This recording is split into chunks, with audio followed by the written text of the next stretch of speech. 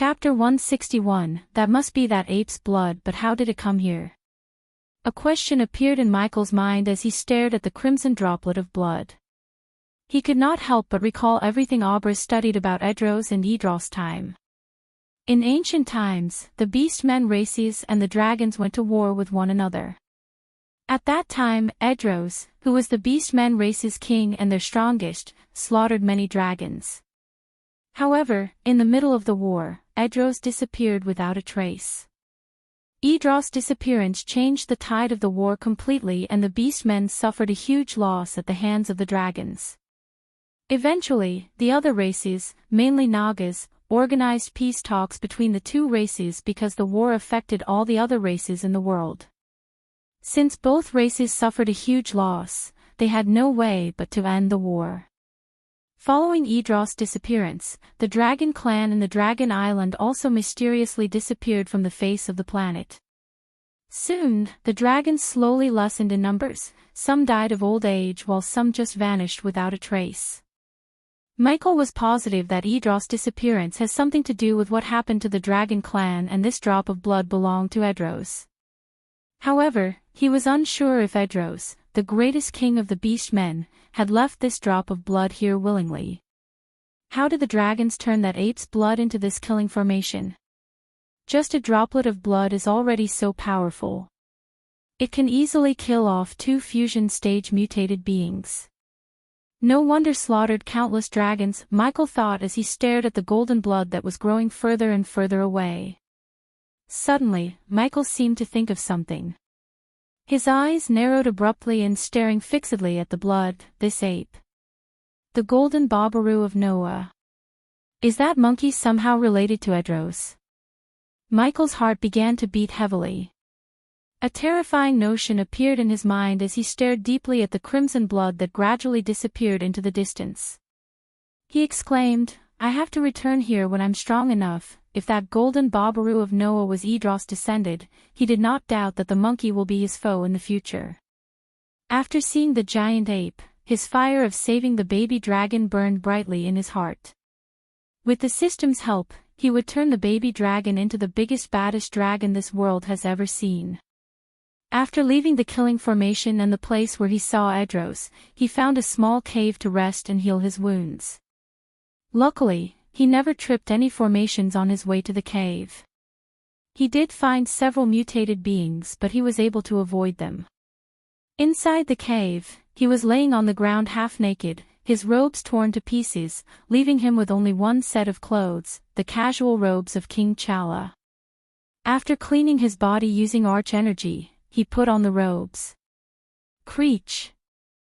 Michael tore his black coat to get a long strip and then, he tied the baby dragon onto his chest using the cloth.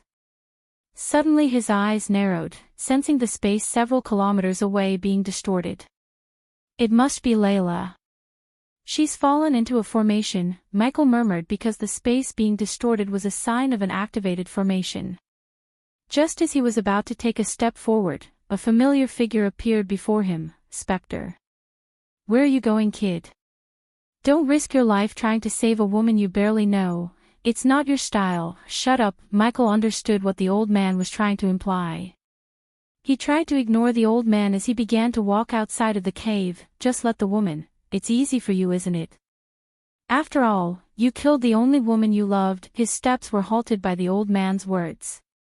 Flames of fury and sadness emerged in Michael's eyes as he clenched his fists. Don't. His body was slightly shivering in anger. Images of a girl in her bathrobes on a bed flashed across his mind. The girl's white bathrobes and the bed underneath her were turned red by her own blood. There were 2 bullet holes on her chest and 1 bullet hole right between her eyes. He looked down to see a gun flicker in his hand. It was Michael who shot the girl.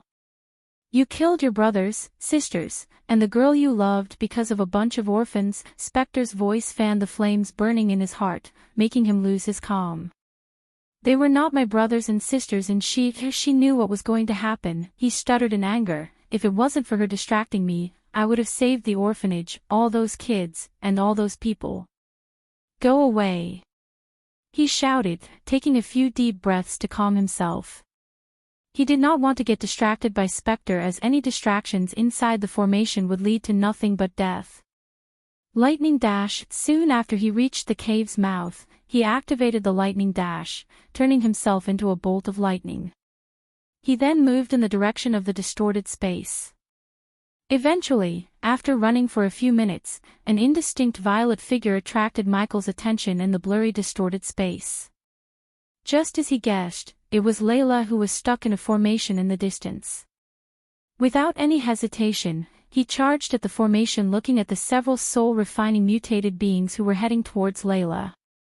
After a couple of minutes, his surroundings turned gray and hazy in a blink of an eye, indicating that he had entered the formation. Layla levitated 1 meter in the air with her legs crossed, while the unadorned angel's vina laid on her hands. 10 elegant white fingers formed blurry afterimages, quickly playing the first 6 strings of the vina. She produced notes after notes hurriedly, while the 7th vina string would also be struck from time to time. It would result in violent rumbles in the surroundings. Layla became extremely grim, and her forehead was already covered in a layer of sweat. She had continued into the depths after she had been separated from Michael the night before. She had accidentally fallen into a powerful formation, one of the powerful formations of the Dragon Clan. It has been well known since ancient times. It was the absolute killing formation, the Wrath of 100 Dragons. It was said that in ancient times, several half-immortals of the Beast Men race died to this exact formation, achieving wide renown. It was known as one of the deadliest formations in the world. Deafening dragon roars constantly boomed through the illusionary hazy space. The entire space was filled with huge dragons as they all used their dragon breaths, swung their claws, used various secret techniques, or just charged directly at the center. There sat Layla in the air. She used her vina to block the attacks from all directions strenuously. Countless sound waves shot from the vina, surging in all directions. She had learned about formations, including the Wrath of 100 Dragons, in the Royal Library of Azair. As a result, Layla understood this formation very well. The Wrath of 100 Dragons was, just as the name suggested, was a lethal formation formed from a total of 100 dragons. The formation had 7 forms. In the first form, all 100 dragons were as powerful as body-strengthening beasts. In the second form, their strength would increase to the core formation stage. With the third form, the 100 dragons would reach the core strengthening stage beasts.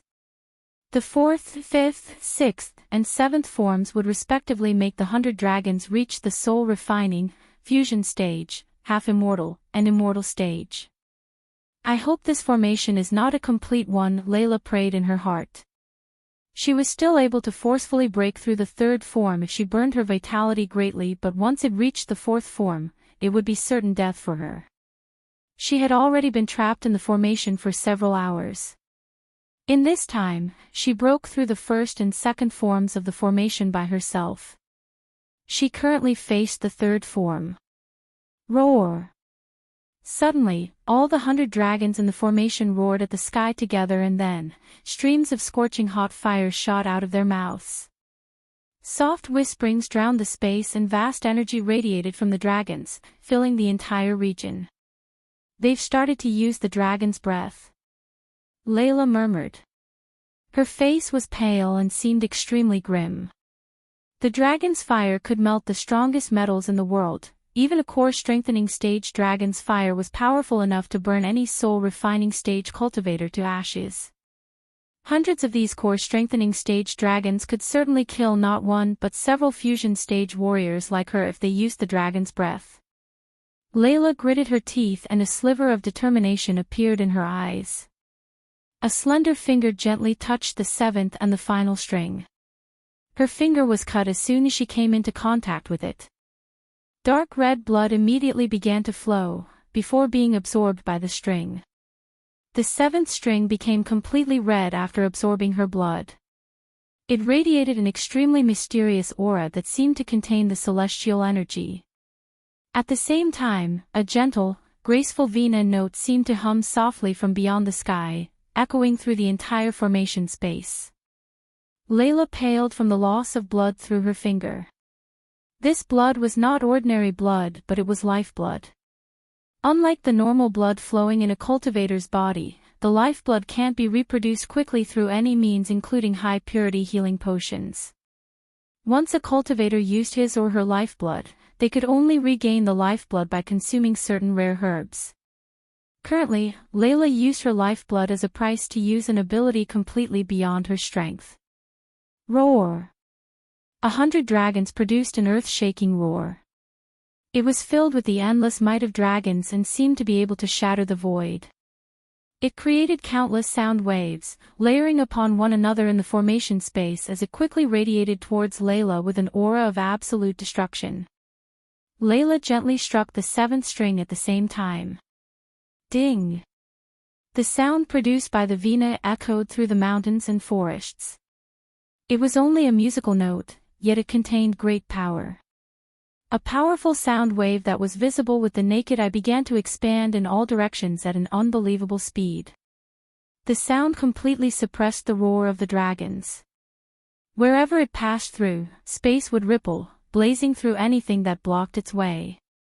It surged towards 100 dragons like a hot knife through butter, gently colliding with them.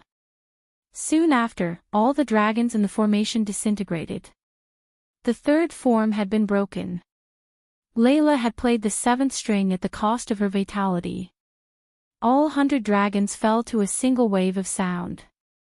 The 7th string trembled violently. She had already become pale as a white paper as all blood drained from her face. Her eyes also dulled for a while, revealing the weakness she struggled to conceal. Roar! Suddenly, another dragon's roar rose up. Soon afterward, vast presences appeared in the formation space. The 100 dragons had reformed their bodies and they each radiated with an aura countless times more powerful than before. Despair immediately appeared in Layla's eyes when she saw this. She said with endless bitterness, "The 4th form. It's the 4th form. Looks like I'm fated to die here today." Breaking through the 3rd form of the formation was already her absolute limit. She possessed no more strength for any resistance against the 4th form that could simply kill a lone fusion stage warrior like her. Chapter 162. The formation had completed its 4th form. All 100 dragons revived. They were now soul-refining stage beasts. Each dragon was over 70 meters long and radiated an aura of pure destruction. Everything looked extremely realistic even though it was all just created from a formation. The vast aura from the 100 dragons pressed against Layla to the point where she even struggled to breathe as if she was dying from asphyxiation. Another dragon's roar resounded as several dozen dragons charged at Layla. Their auras were like a huge mountain, brutally pressing against Layla's soft body. Layla was pale, she had already given up resisting. When she broke through the 3rd form of the formation, she had already lost a great amount of lifeblood. She was so weak that she would not even have the power to face the 3rd form again right now, much less the 4th. Several dozen huge soul-refining dragons aggressively charged at Layla, wanting to break her into pieces. The distance between them was decreasing rapidly. Layla slowly closed her eyes, falling to the ground while slowly losing her consciousness. Her heart was filled with an unwillingness to give in, but she had no power to resist the 4th form. Just when she was about to accept her fate, a golden bolt of lightning flashed in the hazy space when the dragons were 100 meters away from her. Michael directly charged into the formation space, with one goal in his mind: save Layla.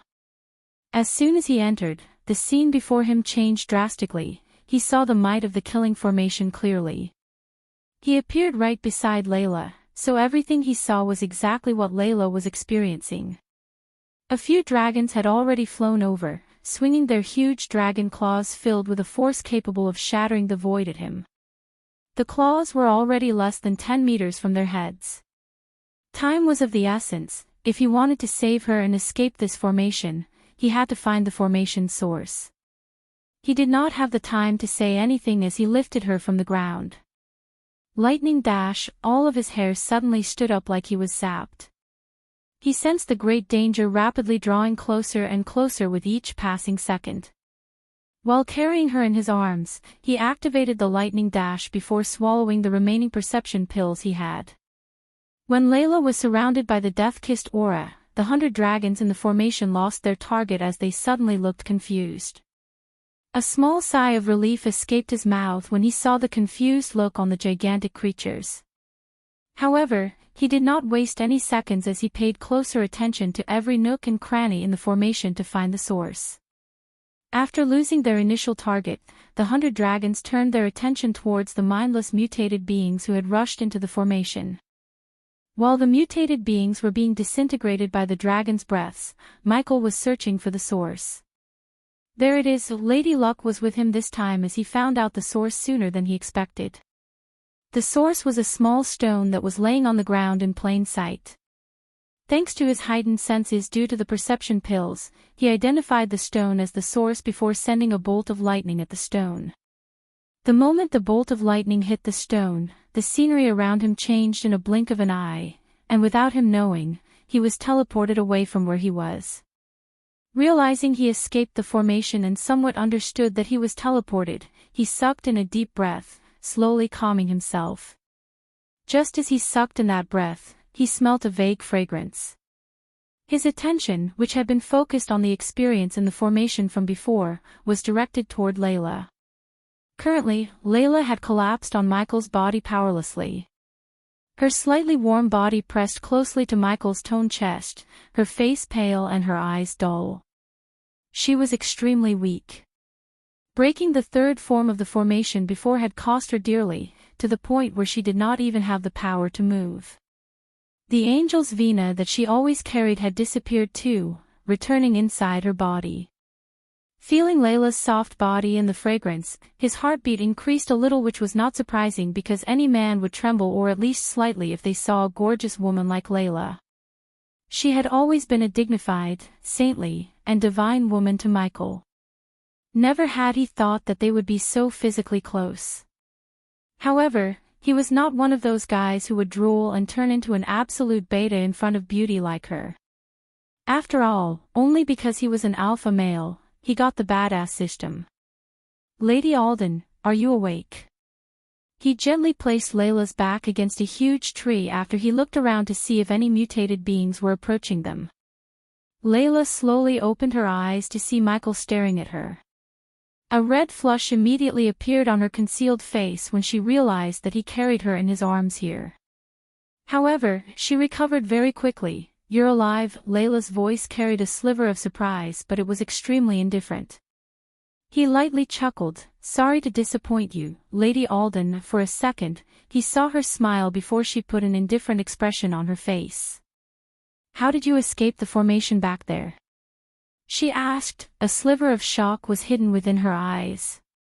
It was because of this baby dragon's aura, Lady Alden. Michael gently tapped the baby dragon on his chest. Surprisingly, those dragons in the formation couldn't sense you after I picked you up. After that, I just kept running before something teleported us here. He did not reveal the fact that he could find a formation's power source because he wasn't sure whether it's an ancient secret part or not.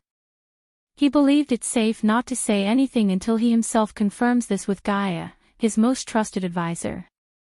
You must have triggered something, Layla said after staring at him doubtfully for a few seconds.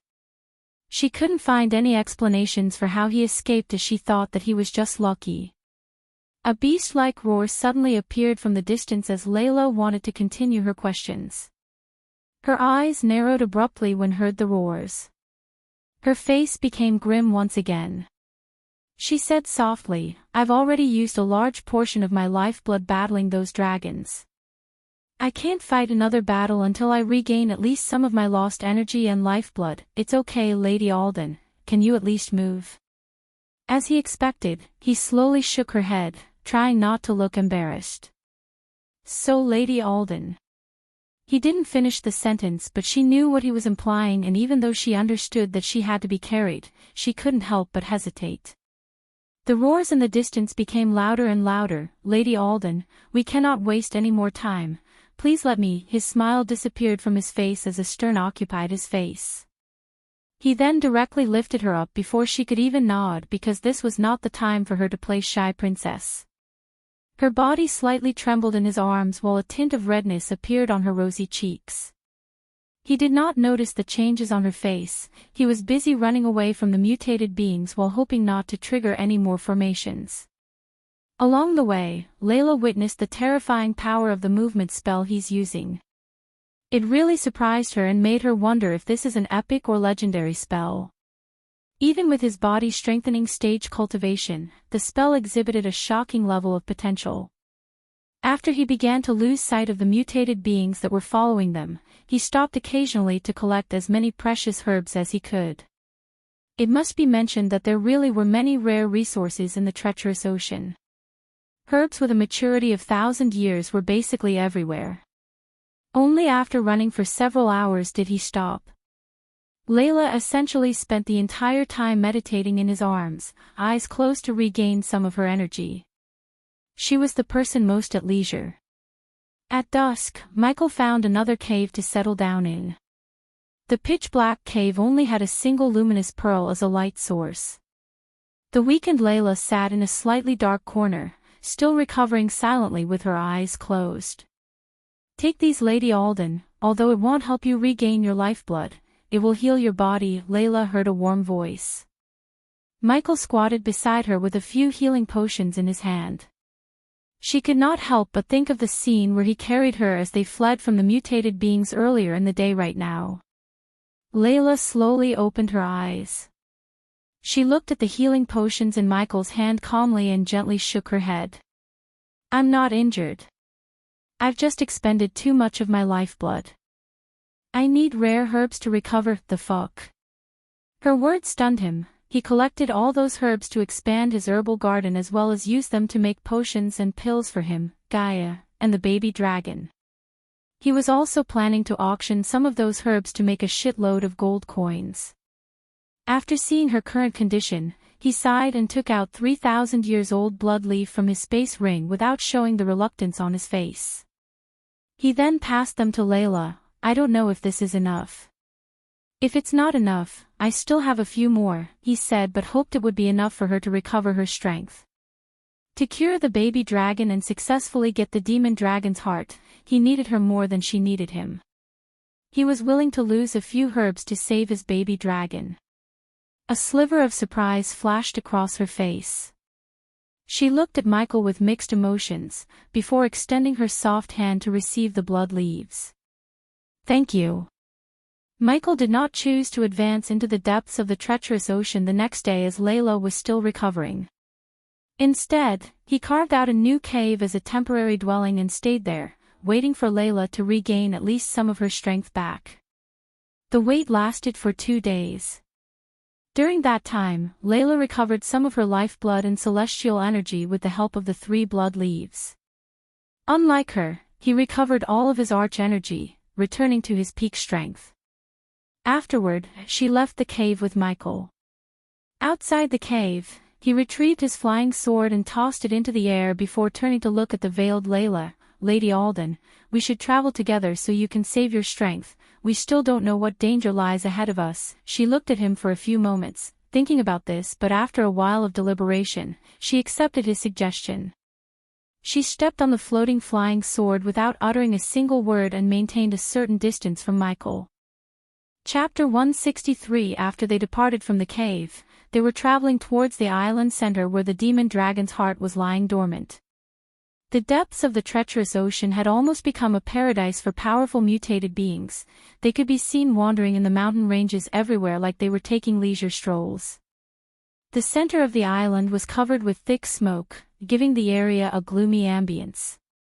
In the center of the island, a human-sized orb was radiating bright beams of light, resplendent and dazzling. Countless powerful mutated beings were wandering around the orb. The orb had a ruby-red surface as from within, one could see a bright red light flickering in a rhythm. Veins and roots ran chaotically on and around the orb, lessening the warm light radiated by the orb. This was the demon dragon's heart, the item Michael and Layla were searching for. Suddenly, the orb shuddered from within, glowing brighter and brighter. Roar! At this moment, no matter if it were the powerful mutated beings closer to the orb or those roaming on the outskirts of the island, they all roared loudly. Several tens of thousands, or even hundreds of thousands of mutated beings roared together. This commotion could literally be described as earth-shaking, causing mountain ranges to fall and the void to collapse purely from the sound. The roars from several tens of thousands of powerful mutated beings were filled with absolute hatred for some unknown reason. The treacherous ocean's appearance was finally changed at this very moment after countless years. The entire island shook violently, the ground jolting and opening up chasms thousands of meters deep.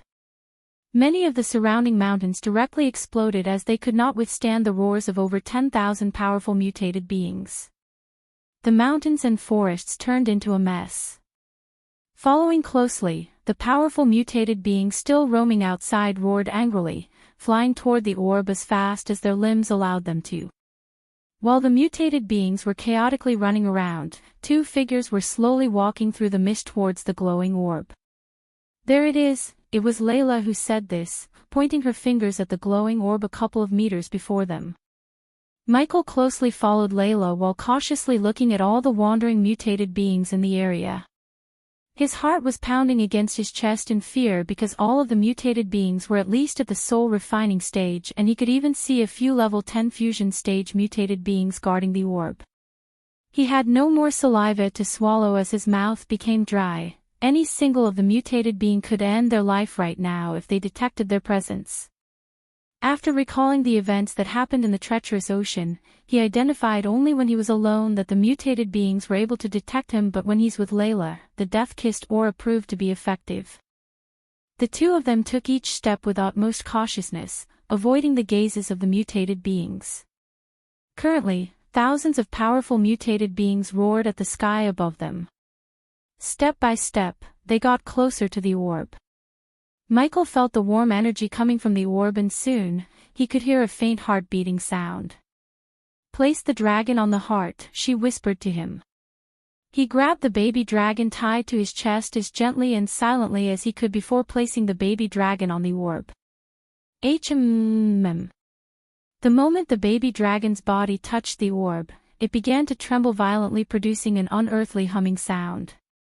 His heart skipped a beat, fearing the commotion would draw the attention of these wandering mutated beings. Just as he was about to reach for the swords, Layla grabbed his hands, shaking her head. "What now?" he whispered, but instead of answering him back, she just gently tapped his shoulder, wordlessly telling him to wait. Calming himself down, he just stared at the baby dragon who was lying on the orb, absorbing the heat coming from it. Crack! Crack! Crack! Suddenly, the orb began to crack, producing crackling noises. The veins and roots on the orb's surface retracted themselves while the cracks got wider and wider. He started to sweat under his robes, fearing that they were going to notice them, but fortunately, the mutated beings were oblivious to what's happening.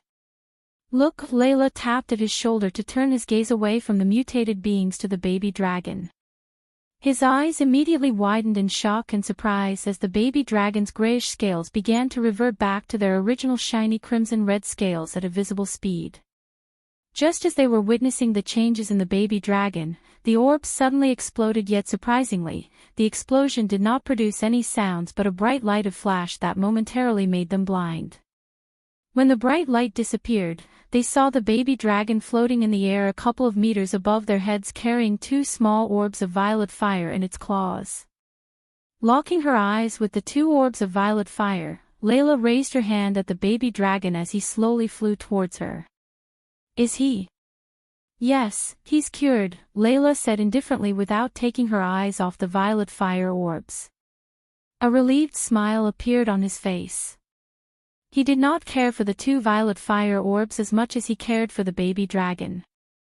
After everything that he went through, he expected something dramatic to happen before curing the baby dragon, but contrary to his expectation, the baby dragon got cured by the demon dragon's heart in a couple of minutes. He was cradling the baby dragon as if he was his baby, and beside him, Layla immediately put the two fire orbs in her space ring. "So those two balls of fire," his voice trailed away, "demon dragon's heart," she said, sighing in relief. Although this trip was extremely dangerous and she nearly lost her life, in the end, it was all worth it because she got not one but 2 demon dragon hearts. To suppress Christopher's curse, she only needed the energy of half the demon dragon heart. The remaining energy would be enough for her to break through from level 4 to level 6 of the fusion stage. Michael noticed the changes in her facial expression and he knew it was because of the 2 orbs of fires she put in her space ring. If he had the power, he would have at least taken one of them, but for now, if she decided not to share them with him, he could do nothing. For now, he wanted her to suppress the cure so he would get a soul refining stage cultivator to protect his base of operations and the herbal garden. The lesson of no freebies in the world suited not only the earth but also here, and in fact, it suited more for this world than earth, as every cultivator he met in this world has their own schemes and they would rarely lift a finger unless they have something to gain. The demon dragon hearts was her payment for leading him here, though she would have died if it wasn't for him. However, he too couldn't have survived alone without her help, so he was okay with her taking the demon dragon hearts. Let's leave this place. He did not need any push as he couldn't wait to leave this forsaken place, at least for now. When he was about to turn back to go in the direction where they came, Layla shook her head. There should be an ancient teleportation array set by the dragon clan if we go in that direction. She pointed at the direction further into the island, and noticing the worried look on his face, she reassured, "Don't worry, I can sense the array's faint energy. Besides, in this direction, there will be no more formations from here on." The part where she said no more formation instantly made him agree to her plan because he hated formation and ran out of perception pills. "Come," she said before taking out one of the demon dragon hearts from her space ring so the mutated beings won't attack them. The demon dragon heart substituted the death-kissed aura, only it was better and effective. Having come this far, he had completed what he needed to do in the treacherous ocean.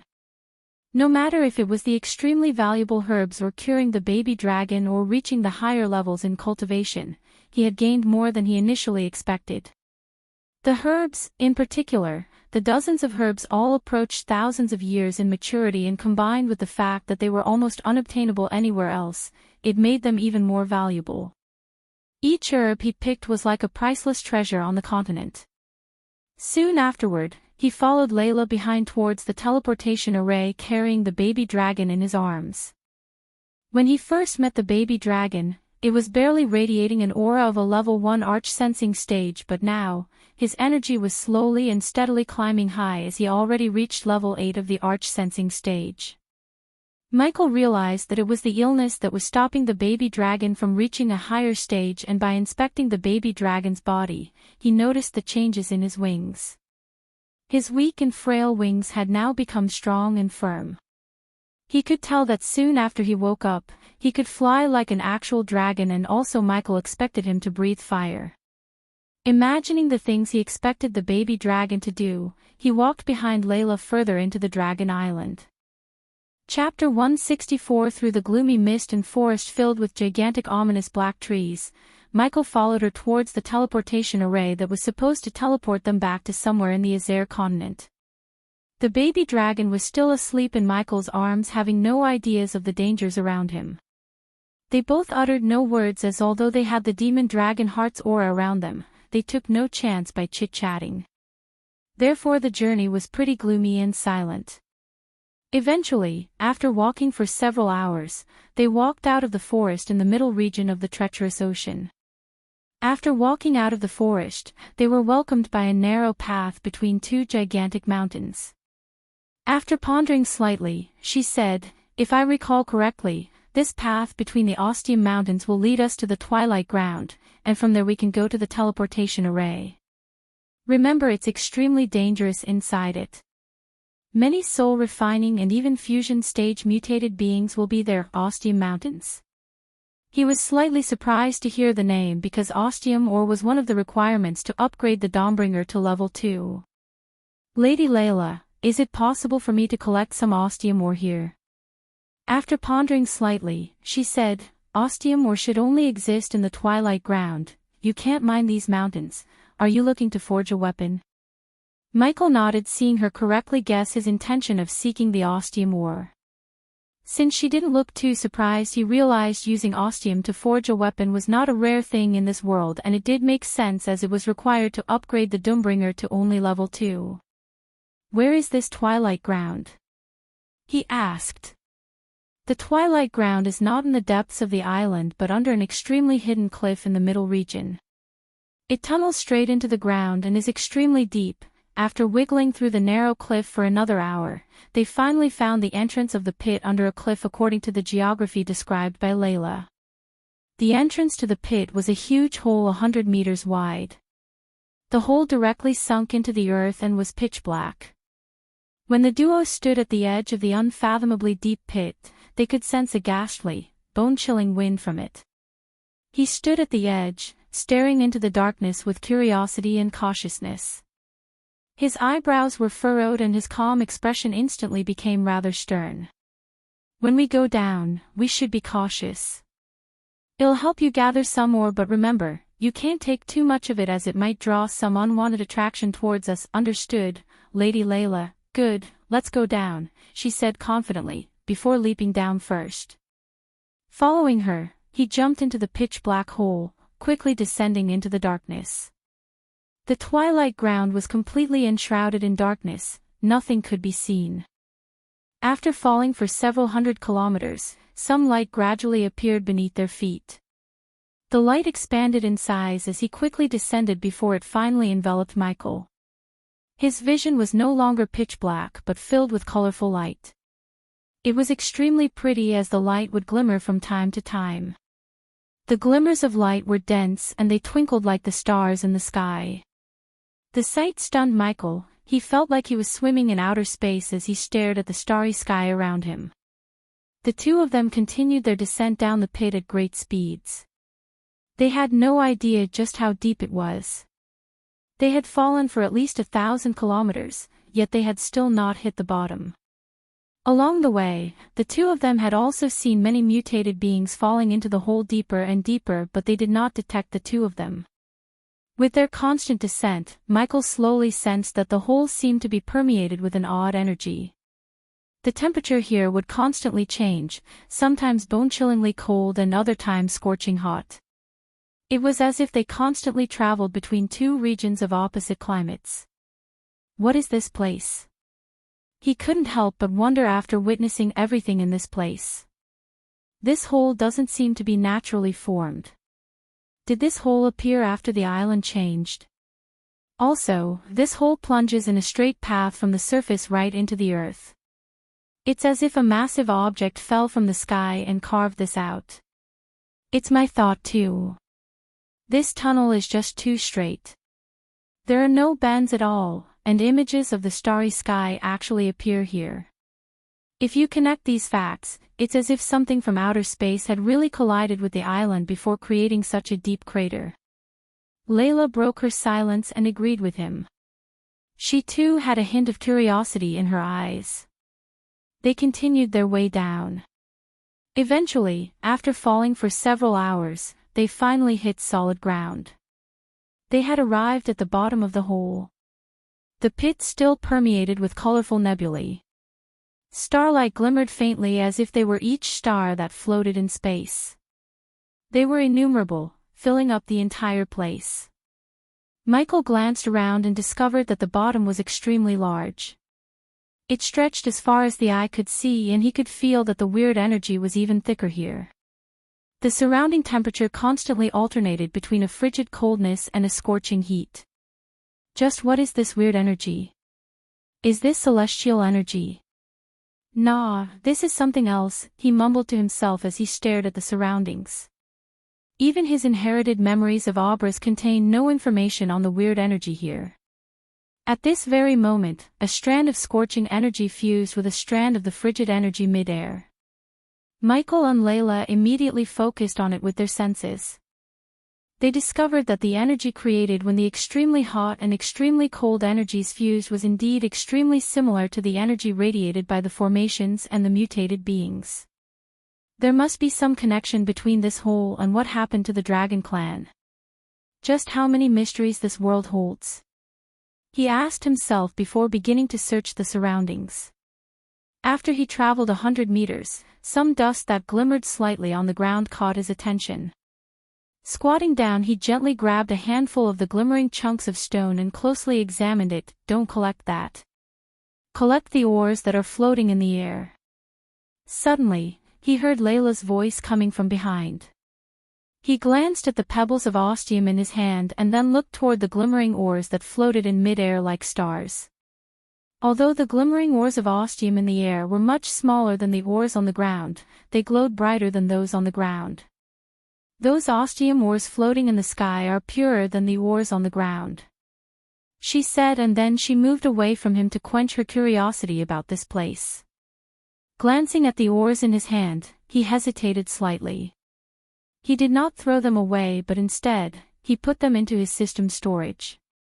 Then, he began to collect the ostium ores floating in the sky. As the ores in the air were extremely well dispersed, his speed of collecting them was not great and their small size did not help him. A while after he was collecting the ores, Layla's voice came from the distance. Come over here. Michael immediately stopped his collection, walking in Layla's direction to see why she called him in the middle of his treasure hunt. When he got there, he saw Layla standing in front of a human corpse. They did not know how long it had been dead for, but its appearance had not changed at all. Layla was examining the corpse curiously while he sensed the weird energy in the surroundings constantly entering the corpse and slowly fusing into its bones. This weird energy just happened to be produced when the extremely hot and extremely cold energies fused. Looking at it, he's already been dead for thousands of years, but there's no sign of decomposition at all, she said with a deep voice.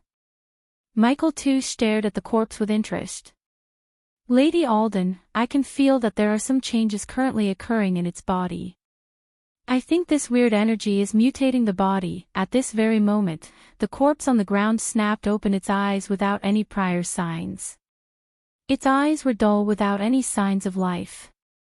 It immediately produced a great roar, echoing through the entire pit. Afterward, it slowly stood up from the ground and turned its head like it was scanning its surroundings. His hands were already reaching for the swords, but Layla shook her head, wordlessly telling him not to do anything. Let's back away, she whispered to him, slowly backing away from the mutated being while the mutated being started to wander around the place mindlessly. Although she had fulfilled what she needed in coming here, she had no intention of leaving immediately, unlike she pretended. She ventured onward in the twilight ground with Michael as she was extremely curious about the transformation of the island that occurred all those years ago. Of course, she had no idea of telling him everything, especially the fact that she was leading him a long way instead of a short way to the teleportation array. The area of the twilight ground was unknown to Michael, therefore, he could only trust that she knew the path and follow her behind. They traveled for a dozen or so kilometers in one direction but still had not reached the end. As they traveled, figures of the mutated beings gradually appeared in their sights. Since she said not to collect too much ostium ores, he sighed helplessly and kept walking past all the ores floating in the sky. However, after walking behind her for several hours, he creased his brows. We've actually come back to where we were before. Chapter 165. Considering Michael searched the place for ostium ores before starting to collect the ores floating in the air, he was familiar with the layout and he instantly realized that they came back where they were before. Lady Alden, we were here before, he said, and by the look on her face, he could tell she also noticed this phenomenon. This is the mystic disorientating formation. How is this possible? Why would it appear here? She mumbled under her breath unconsciously, and because of the perception pills, he heard her. Lady Alden, are you familiar with this formation? His tone of voice contained a tint of doubt. Yes, I learned about this. She regained her usual calm composure, hiding confusion in her eyes. Where dash, just follow my steps. She waved her hands, stopping Michael from asking any questions about the formation. He began to doubt that Layla's intention of coming here is more than to obtain the demon dragon hearts. He hesitated for a while before he followed her behind. He decided to trust Layla this once to see if she had a method to break through the formation or not. Pay attention to my footsteps. You must not take a step wrong. If you do, you won't be able to break out. She warned him again. She then began to step back and forth like she was slow dancing. There were 38 steps required in total to walk out from the formation. When she took the 9th step, the surroundings immediately began to change. She discovered that she had actually arrived in a vast starry sky. Afterward, Michael appeared behind her. When he realized he's now in a vast starry sky, they all stared blankly. They were extremely shocked. Unlike before, at this moment, he could see outer space as his vision was filled with nebulas, Milky Ways, bright stars, and even colorful lush planets. Whoa! Is everything before me an illusion, or have I really come to outer space? He said in shock. He could not tell whether what he saw right now was real or fake. Michael observed the surroundings, frowning his eyebrows. A couple of seconds after he was staring at the scene speechlessly, Layla began to explain, "It's not an illusion, it's real. We've really come to outer space." Whoever cast the formation must have had some terrifying level of understanding about formations. The steps we're taking right now to walk out of the formation just happens to match the bridge that leads to the other side. Every step matches perfectly with an extremely crucial point of the bridge. Stepping wrongly would be like stepping off the bridge and falling into the water. What would happen if we took the wrong step? Although what she said was like a fictitious story to him, he believed it firmly because he was not the one to doubt. After all, he has a system with him. Who would believe that? She shrugged, "I don't know. This formation connects worlds and is extremely profound. Everything before us is real. We've followed the bridge and arrived in outer space, and only by following it we can reach the very end successfully. If we take a step wrong during this time, perhaps we will return to the treacherous ocean, or maybe we will be thrown into the vast outer space or simply die a horrible death." Hearing her words, he became rather stern. As the system went safe mode, he treated everything with utmost vigilance. Who would have cast this formation? They actually extended it into outer space, bridging outer space and the world. Unbelievable, he sighed in amazement, his inner voice filled with sincere respect and admiration. "Let's go," she said solemnly, continuing on her way with mystical steps. He quickly shoved all of his curiosity and questions to the back of his mind, carefully following her steps in the empty space. With every step they took, the surrounding starry space would undergo some minute changes, as if they had crossed several hundred miles with just a couple of steps. When the two of them took the 13th step, the scene before them suddenly changed. The starry space around them disappeared and they had arrived at a circular tunnel 10 meters in diameter. It was chaotic around the tunnel, one could see nothing but darkness and hear an unearthly humming. "This is the spatial tunnel," she said with a deep voice.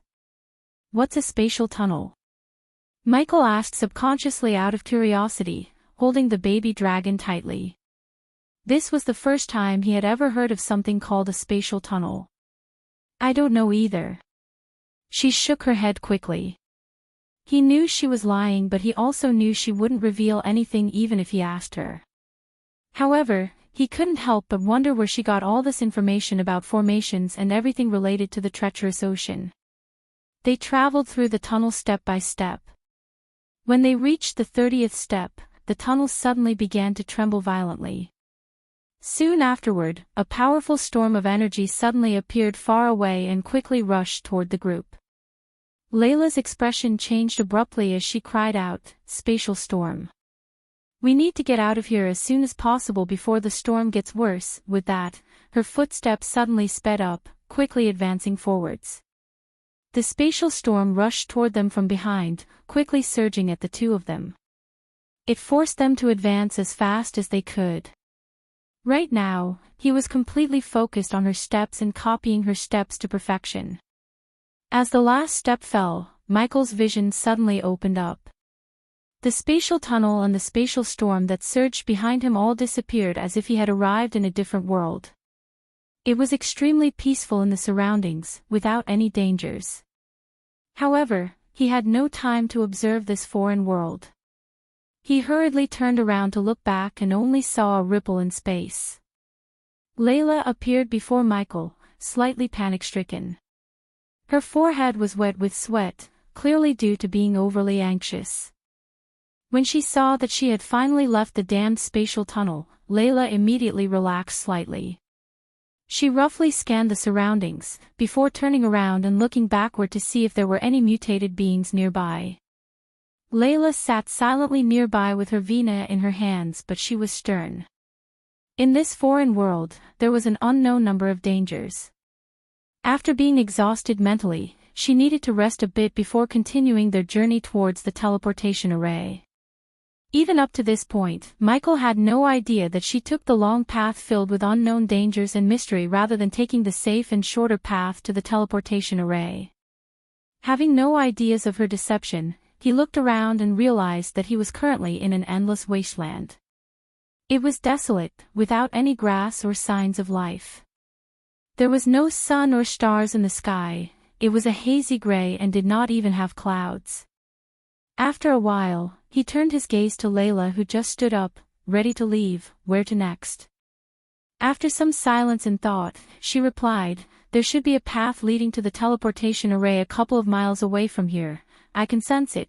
Let's go," she said, but she herself wasn't completely sure about what lies next. However, since that person who cast the formation put so much effort into constructing a spatial tunnel that crosses through the stars on the Dragon's Island leading up to here, she believed that there's some secret hidden here and she wanted to see what it is. Michael hesitated slightly because even though they didn't meet any mutated beings on their way here, this place and everything gave him a bad feeling.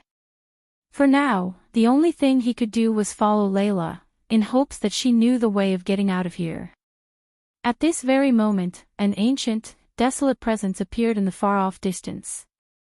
It was vast and boundless, quickly expanding into the distance with a soul-shaking might. Feeling the presence, the expressions of the two changed greatly. Before the presence, they felt like even an ant was more significant than them. The pair could not even think of resisting before the presence. Shortly afterward, two colors, red and blue, appeared beyond the horizon. They plunged into the sky like two pillars, radiating with an ancient and desolate presence. Both of them unconsciously looked at the two pillars of light. Afterward, their minds rumbled. Currently, they simultaneously envisioned a foreign scene. They witnessed the chaos before everything, as well as the birth of stars, Milky Ways, and even the universes. Wake up! At this very moment, a powerful shout of the system reverberated through Michael's head. It woke him up and the previous scene of chaos completely disappeared. He returned to reality and he was not the only one who awakened. Even Layla beside him returned to her senses from the powerful shout of the system. System, what the hell was that? What did I just see? Did I just witness the scene where this world was created? Michael's mind was filled with questions, his hands were shaking uncontrollably. The scene with the primordial chaos constantly flashed through his head, he had never felt this terrified in his entire life. The scene of the world creation and the presence of the two lights shook his core, making his mind go blank and weak. The system level is too low to answer the host's question and the stuff on that level is not something you should know or the system can explain right now. What you just witnessed is not the creation of this world but everything. With your power level, knowing more about this will only lead you to certain death, the system said seriously, and just before he could curse the system for not telling him anything, its voice sounded again in his mind. However, the system's serious tone took a 180 turn as it sounded like it was cooking up some plan. Layla on the other hand did not pay any attention to Michael.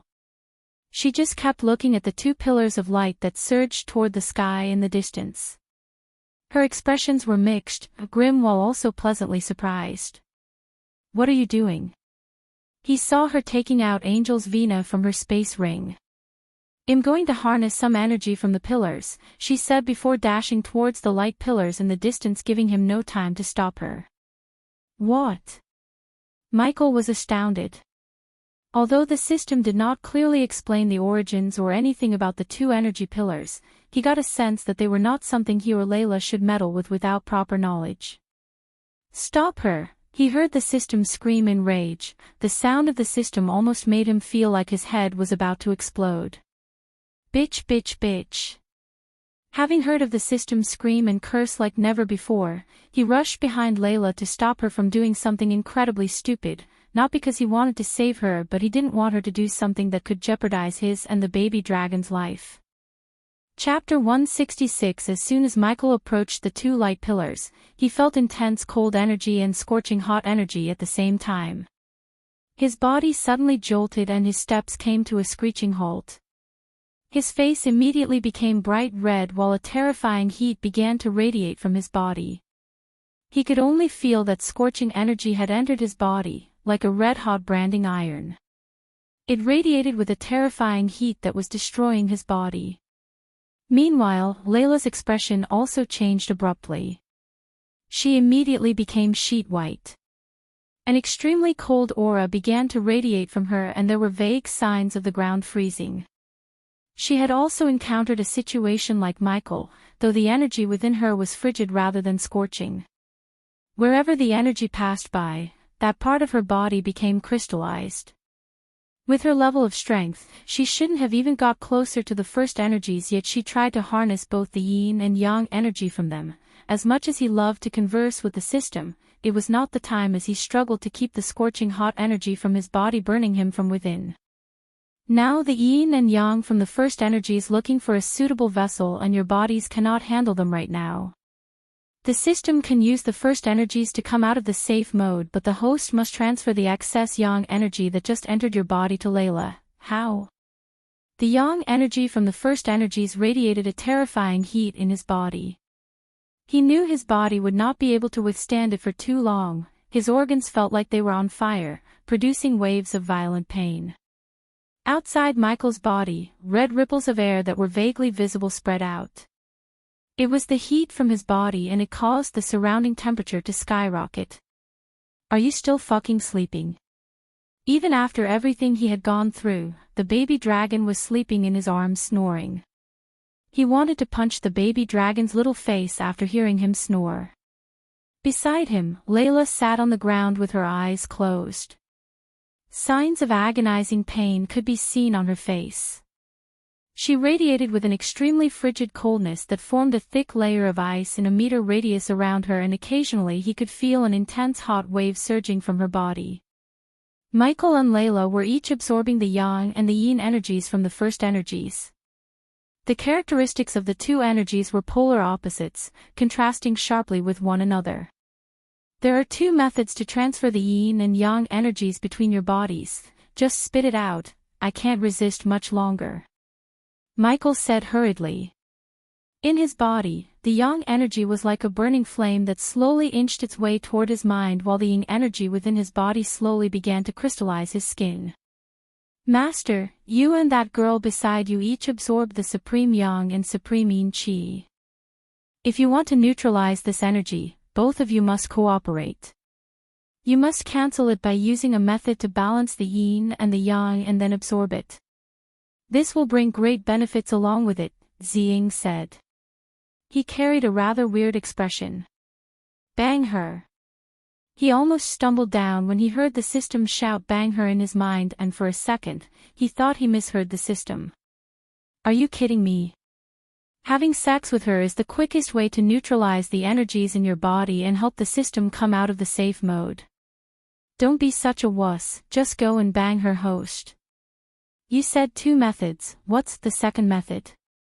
Gritting his teeth, he tried to resist the energies from killing him, and in this struggling moment, he failed to notice the yang energy, which is positive and flaming energy, slowly being absorbed by the baby dragon. Although the second method is difficult, it's the safest method to neutralize the energy without the host has to have sex with the woman. Well, kinda. What do you mean, kinda? This method is like having sex but without physical contact. The previous owner of this body has learned about this method of neutralizing the yin and yang energy. The system brought the memories hidden deep within his kind to make him remember, because he was unable to recall them due to the excruciating pain he's in. Spirit walking, he mumbled the name of this method, but his face became even grimmer because this method was considered taboo, an act that was hated by all the cultivators. It was just like the system said, sex without physical contact. Some cultivators thought that this method would pollute their souls. However, Michael would rather choose the safest method than the quickest one. Besides, he considered having sex without the consent of the other one rape, and he would never stoop that low, no matter what. Suddenly, the muscles on Michael's face began to spasm. His face was full of pain. The yang energy in his body was currently burning away at his vitality and flesh. It was as if scorching flames currently flowed at his chest, drawing closer and closer to his head. Meanwhile, Michael's entire body had become like a red-hot branding iron, now bright red. Arg! A howl resounded from the side. It was filled with pain. Layla radiated a surging coldness. The yin energy from the first energies had already turned half of her body into an ice sculpture. Why is this happening? Am I going to die here today? Her face was filled with confusion and regret. She had never thought harnessing this unknown energy she learned from her mentor would prove to be this deadly. Placing the baby dragon on the ground, he slowly walked towards Layla.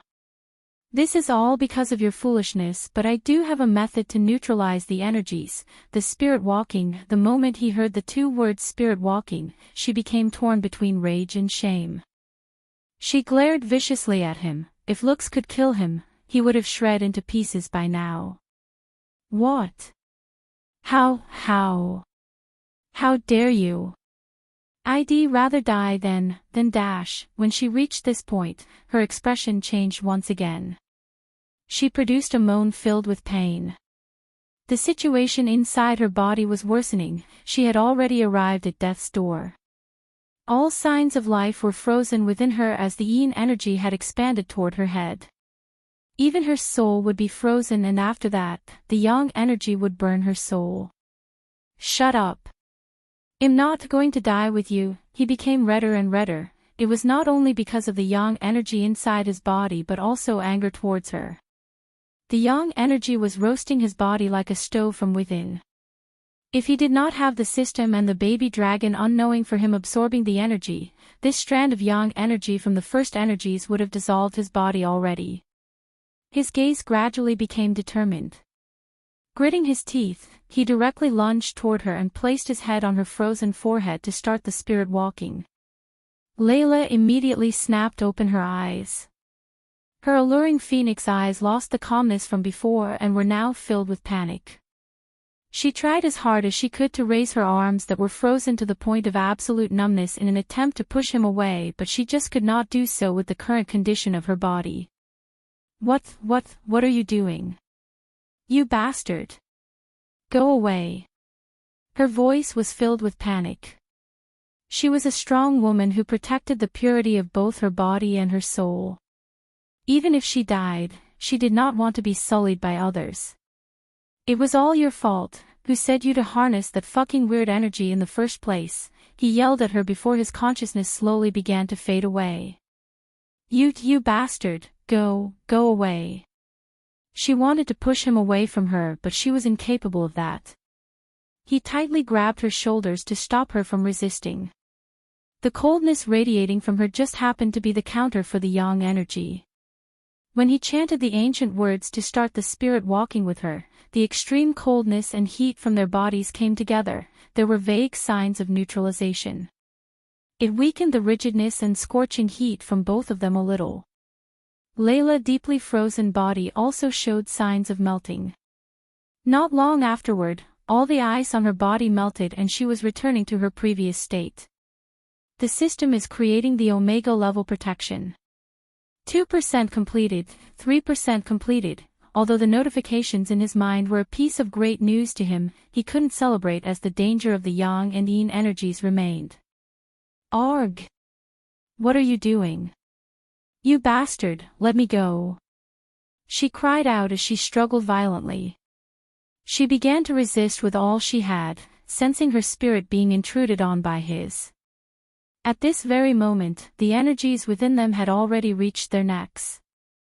Michael did not act like Layla. For him, spirit walking was not equal to having sex. He couldn't care less of the purity of her soul, at least with his method. he was not raping her physically, that was all that mattered to him. Ignoring Layla's violent struggles, he immediately focused harder to keep the connection between their souls.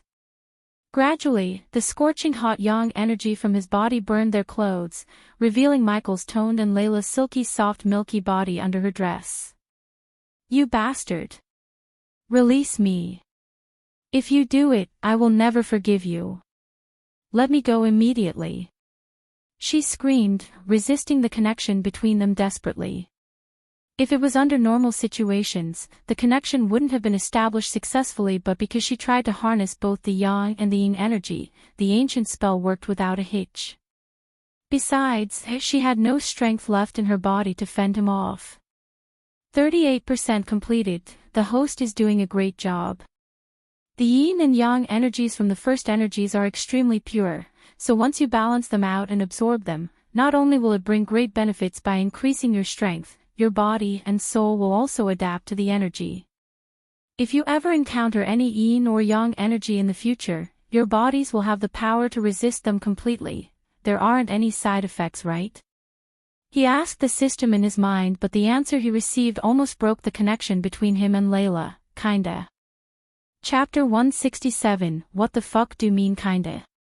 When you have physical sex, your seed will sprout as a new life inside your female counterpart. "Yeah, it's called a baby," said Michael. He wondered whether the system was trying to annoy him intentionally or not. Just like the physical sex, there might be a teeny tiny chance for a spirit child to appear inside her after the spirit walking. Spirit child, what the heck is that? He asked, still maintaining the connection between him and Layla. To put it simply, it's a baby without a physical body, but the system can make sure the spirit child inherit nothing from the host such as talents and characteristics. "Do it," he said without even the slightest hesitation. He did not have any idea of having a kid until he reached his goal of controlling the world. Besides, he was not in love with Layla and would certainly not have a kid with her, a spirit baby or a real baby. And can't you stop a spirit child from forming? There's only a little chance for a spirit child to appear through spirit walking. At the moment, the system cannot stop the spirit child from forming but can leave a mark in her body that would prevent the spirit child from inheriting anything from the host. "Whatever," he said before concentrating on keeping the connection between him and Layla and neutralizing the energies. Little by little, he began to lose consciousness. 58% completed. An unearthly humming sound emerged in the desolate wasteland, making the dead world slightly livelier. The sound continued for an hour, before slowly quieting down. Afterward, there were no more sounds. The wasteland recovered its deathly silence. At the moment, Michael and Layla lay on the wasteland naked. They both had their eyes closed, currently unconscious. No one knew whether they had fallen asleep or fallen unconscious. A miniature version of the red and blue energy on the horizon appeared above their bodies before gradually fading away from the sight. Layla's veil was already removed, revealing her appearance. She was extremely beautiful, to the point where it could no longer be described as alluring or kingdom-toppling. On Michael's back, many scratches crisscrossed. They did not break through his skin, but there were clearly visible marks. The two of them lay on the cold ground just like this. Whether they were in deep sleep or unconscious, they did not wake up even after a long time. 98% completed, initializing the termination process of safe mode. Absorbing the first energies. Forming a shield preventing the Omegas from detecting the creator energy. Shield successfully formed. The host has received a legendary gift box. Found excess amount of yang energy in the host's body. Activating energy devourer. Experience points converted 50,000. Experience points converted 100,000. Experience points converted 70,000. Congratulations to the host for leveling up. The current level is Body Strengthening Stage Level 8. Experience points converted 50,000. Congratulations to the host for leveling up. The current level is Body Strengthening Stage Level 9. Michael was completely unconscious and oblivious of what's happening to him. The energy devourer kept converting the weak excess yang energy remained in his body to experience points, and because the first energy was extremely powerful compared to the arch energy, the conversion directly made him break through a couple of levels at once. On the other hand, Layla could only reach the next sublevel as her body couldn't use the excess yang energy in her body as the system did. Experience points converted 70,000. Experience points converted 150,000. Congratulations to the host for leveling up. The current level is Body Strengthening Stage Level 10. From afar, the two pillars of red and blue light remained, stretching into the sky. They gave off slivers of yin and yang energy that slowly fused into the two. However, the energy was no longer able to cause any harm to the unconscious duo, and as soon as the energy entered their bodies, it would be balanced out, turning into gentle energy before being absorbed by them. A portion fused with their bodies, while the remaining part merged with their heads. It caused some slight changes to their souls, strengthening them at the same time. However, most of the energy went straight into Michael's body because the system sucked in as much energy as possible to enhance its protection against the Omegas. At this very moment, the two pillars of light in the distance slowly disappeared. With their disappearance, the first energy in the surroundings vanished instantly, but the energy devourer still kept converting the excess energy in his body, making him near the core formation stage. Congratulations to the host for reaching the next stage, the core formation stage. Congratulations to the host for leveling up. The current level is core formation stage level 1. After he reached the core formation stage, the thin layer of light around his body slowly vanished, stopping his cultivation spree. Wake up, sleepyhead. Wakey wakey wakey. Soon after Michael's consciousness began to return, he heard a child's voice and felt his face becoming wetter and wetter. The spirit walking put a major strain on his soul and body, therefore, he couldn't open his eyes or move his body quickly. Wake up, it's been 2 days, I'm hungry. Michael heard the child's voice again. It was definitely a boy's voice, but he could hear a tint of roughness in the childish voice he's been hearing. Give me meat, or I'll start eating you. As soon as the child's voice disappeared, he felt a slight pain of something trying to take a bite out of his cheek. The sharp pain made him move his hands to his face while slowly opening his eyes.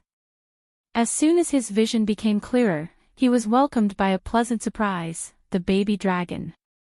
You're awake, you're awake, you're awake. The baby dragon's crimson scales glistened brighter than before. He looked a little grown up, like a 2-month-old puppy.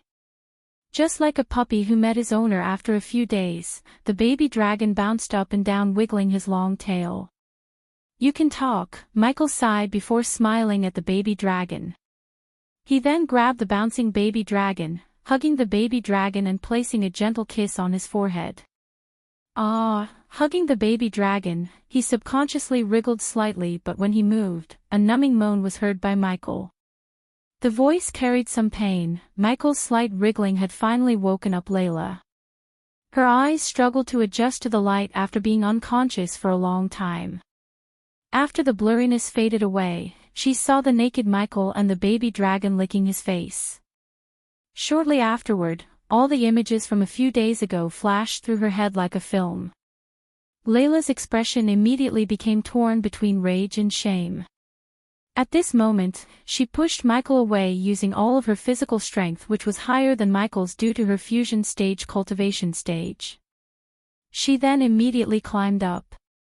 When she saw that she was completely naked under the sky, without anything covering her body, and the feeling of her soul had been tainted by him, tears immediately began to well up in her beautiful eyes.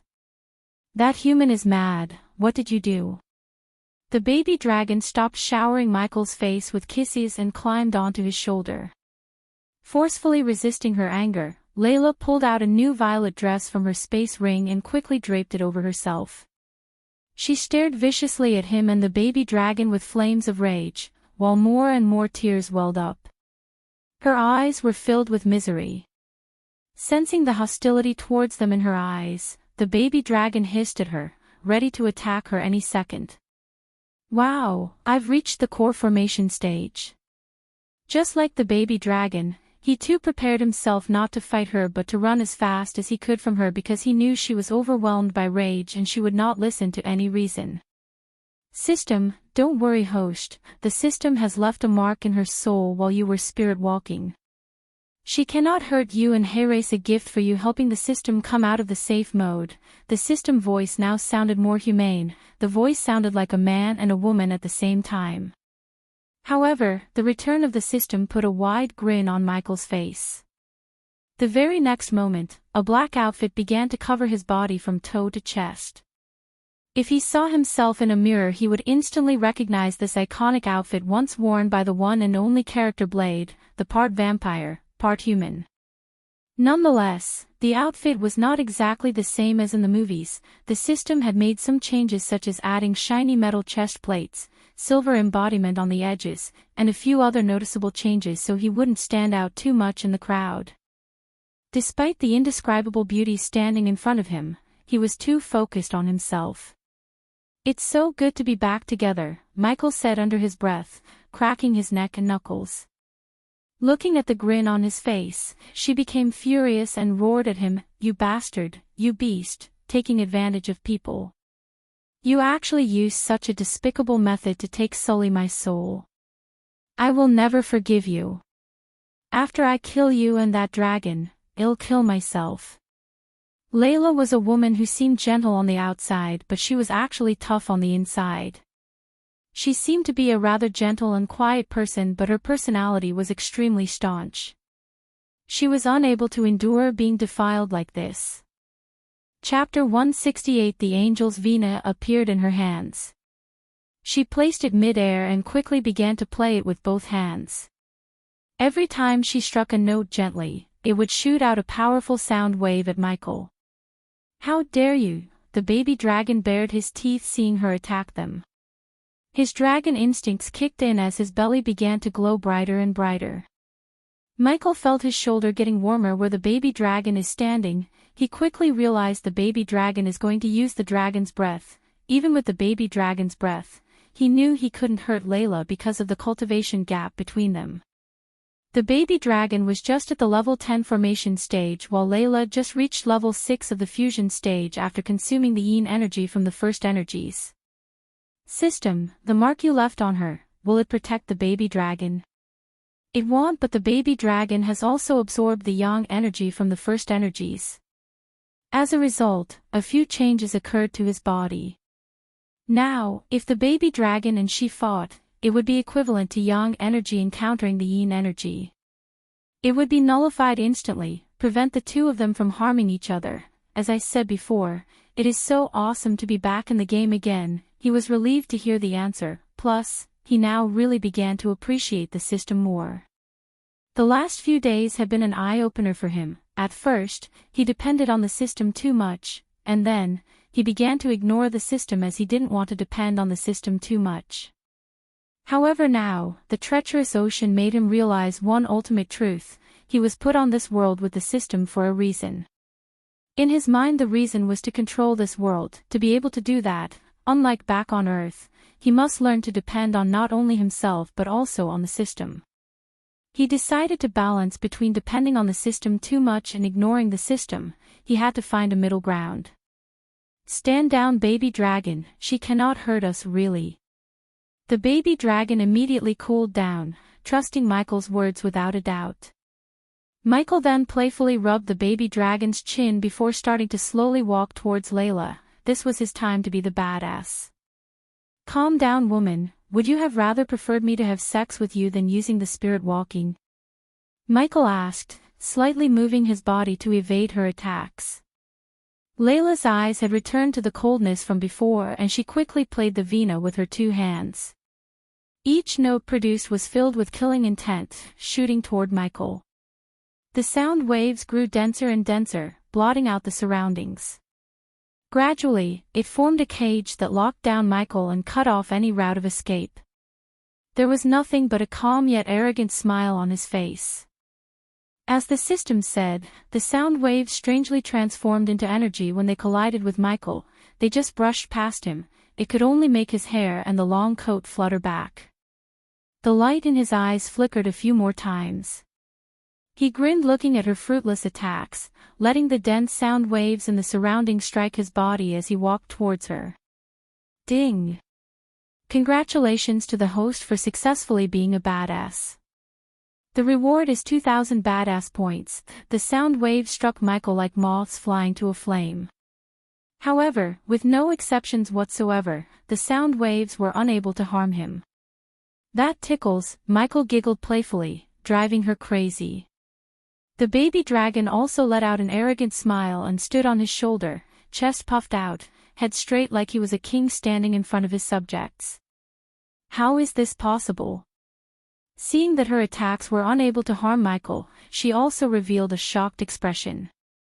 Afterward, the melody she played changed and she cried out, "Smiting angel, come forth." The smiting angel was one of the relatively more powerful melodies that Layla knew. It used the vina to confuse people, causing their souls to vanish and disperse into the surroundings unknowingly. It was a terrifying melody that killed without any signs, and it was impossible to guard against. The gentle vina notes resounded through the surroundings. It seemed to be filled with a certain charm, calming down everything in the world at that very moment. Even the gentle breeze in the area stopped. Michael stood 30 meters away, quietly listening to the melody. He could naturally feel that the vina notes concealed a killing intent, but when he heard it, he did not feel anything. It was as if they could not affect him at all and posed no harm. That tickles me too, he. The baby dragon laughed out loudly to make her even more furious. The baby dragon enjoyed making her mad. Michael too noticed the sadistic side of this baby dragon and realized that Gaia must be the reason, as she is just like that. Very soon, the melody progressed to its halfway point. Seeing how the baby dragon was laughing at her, Layla became shocked and her face became filled with disbelief. The melody stopped. Layla stopped playing the vina, staring blankly at Michael. She struggled to accept this. No, this is impossible. How? Why is my vina unable to affect you? Layla became rather despaired. Not only did Michael soil her purity, but he was also now immune to her vina. This prevented her from ever taking revenge. She could not accept this. Layla did not believe it. She began playing again, but no matter what she tried, it was unable to harm Michael and the baby dragon at all. They really did seem to be completely immune to her vina. Impossible, why can't my vina hurt you? Layla shook her head. More and more tears welled up in her eyes, before finally rolling down her beautiful face as two streaks of crystal-like tears. She was in misery. It was all your fault, Layla. Who told you to harness the energy you have an idea about? You paid the price for what you did. It's simple as that. He wasn't going to console her or anything, and if he could, he would have killed her for trying to kill him. Since that was not the case, he gave her the peace of his mind. She was shivering in anger and feeling helpless. She wanted to rip them to pieces, yet she couldn't even barely hurt them. Her face started to become redder and redder as tears of fury and misery flowed out of her bloodshot eyes. What happened between him and Layla was definitely not an accident. As he said, it was her own fault for attracting both Yang and Ying from the first energies instead of only Yin energy. Even if she just tried to harness the Ying, she would have ended up dying because her body and soul were not at the level to handle the first energies. The system would have used a special method to harness the energies to come out of the safe mode while strengthening Michael. It was her who acted rashly and put his life in jeopardy. At that time, he had no choice. He needed to survive. Even if he could travel back in time, he would have still done the same thing. Besides, most guys would have chosen to have sex with her using her moment of vulnerability, but he did not. As far as he was concerned, he did no wrong except being a gentleman to her.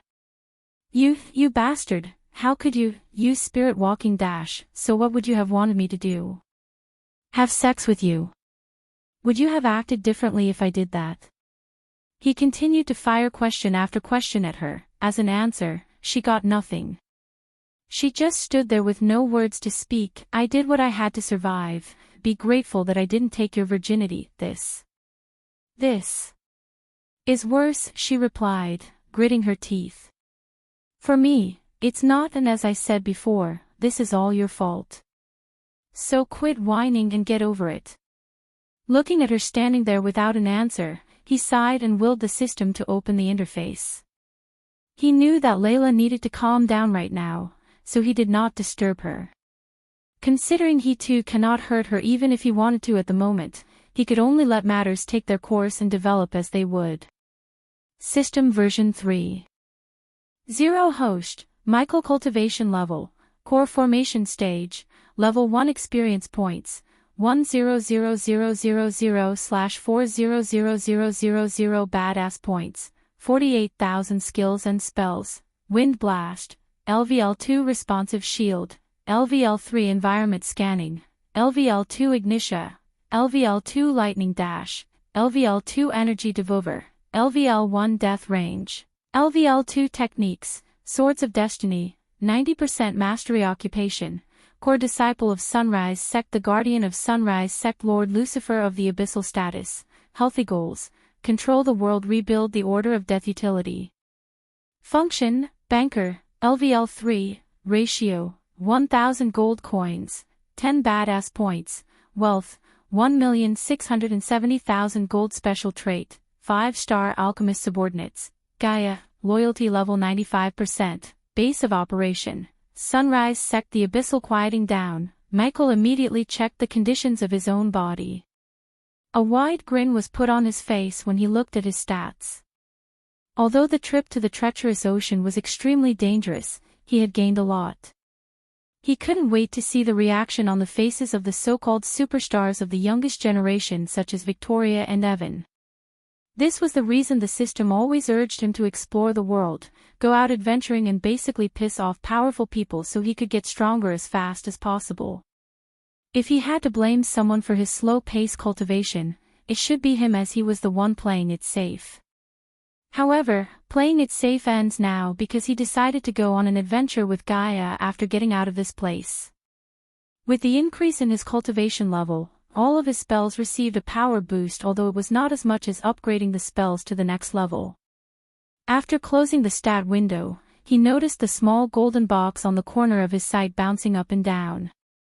His face immediately brightened when he saw the box, a legendary gift box. Damn, this day gets keep better and better. Does the host wish to open the gift box? Heck yeah! Chapter 169. The golden box grew bigger and bigger before exploding into golden bits of light, revealing a silver card. Congratulations to the host for receiving the unique trait Inventor. As soon as finished reading the system notification, he felt the familiar sharp pain in his mind. In a blink of an eye, the pain disappeared, leaving new knowledge in his brain. Congratulations to the host for becoming the level 1 inventor. The host can now use the materials found in this world to build basic tools. Michael closed his eyes for a second, studying the new knowledge.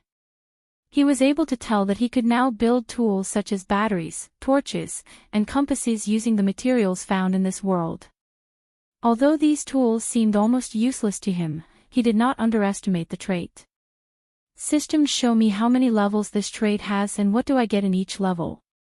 The Inventor trait has 6-star levels. Star 1, the host will be able to build basic tools and day-to-day items. Star 2, the host will be able to build basic gadgets such as night vision goggles, lasers, etc. Star 3, the host will be able to build complex gadgets such as eavesdropping bugs, micro cameras, and trackers, etc. Star 4, the host will be able to build new and antique firearms such as crossbows, mini crossbows, limited shots revolver, cannons, etc. Star 5, the host will be able to build various types of new gadgets and weapons.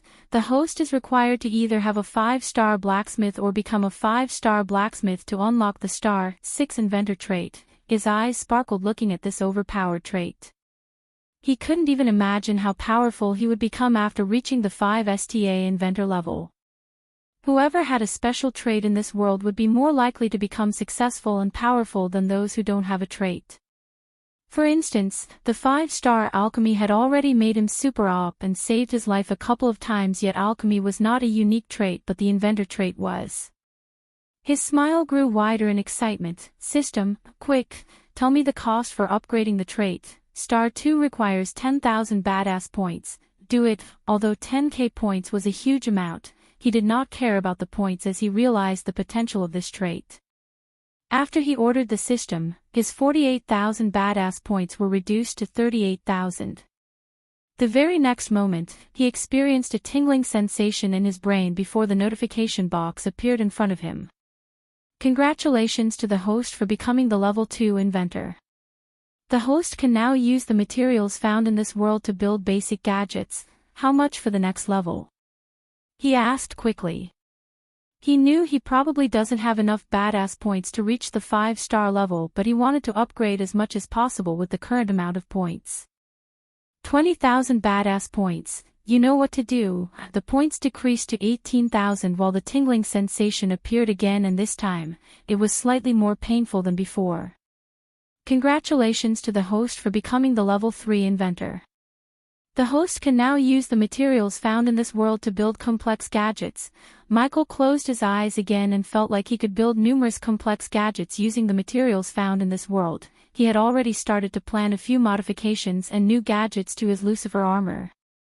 Now that he could build gadgets such as eavesdropping bugs and micro cameras, he did not need to buy them from the system. System, how much for the next upgrade?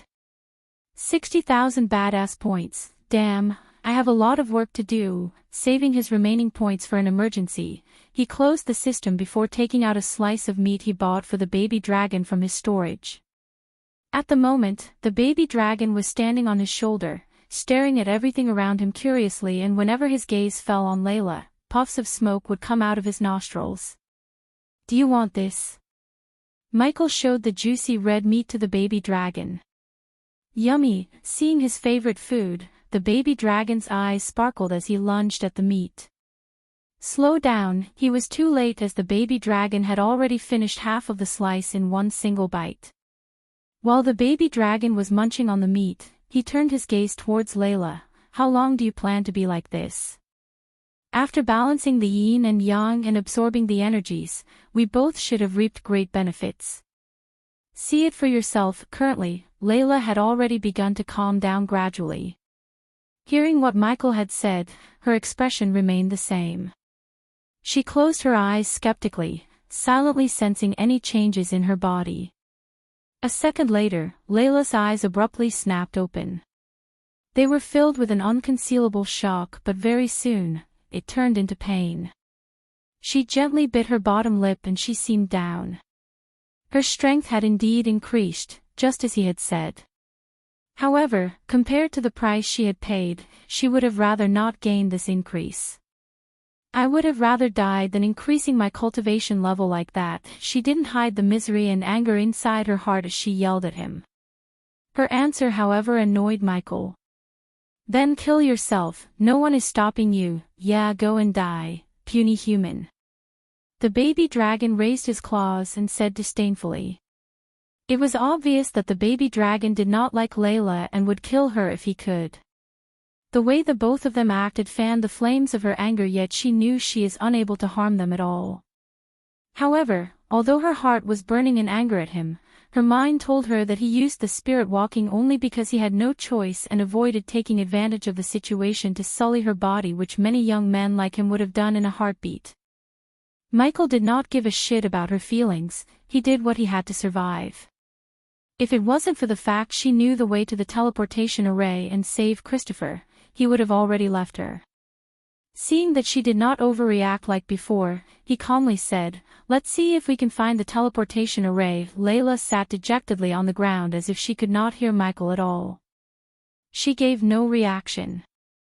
He then slowly took a couple of steps towards her. "The longer we stay here, the longer that old man would suffer." As he said that, Michael paid no more attention to her, turning around and walking off into the distance with the baby dragon.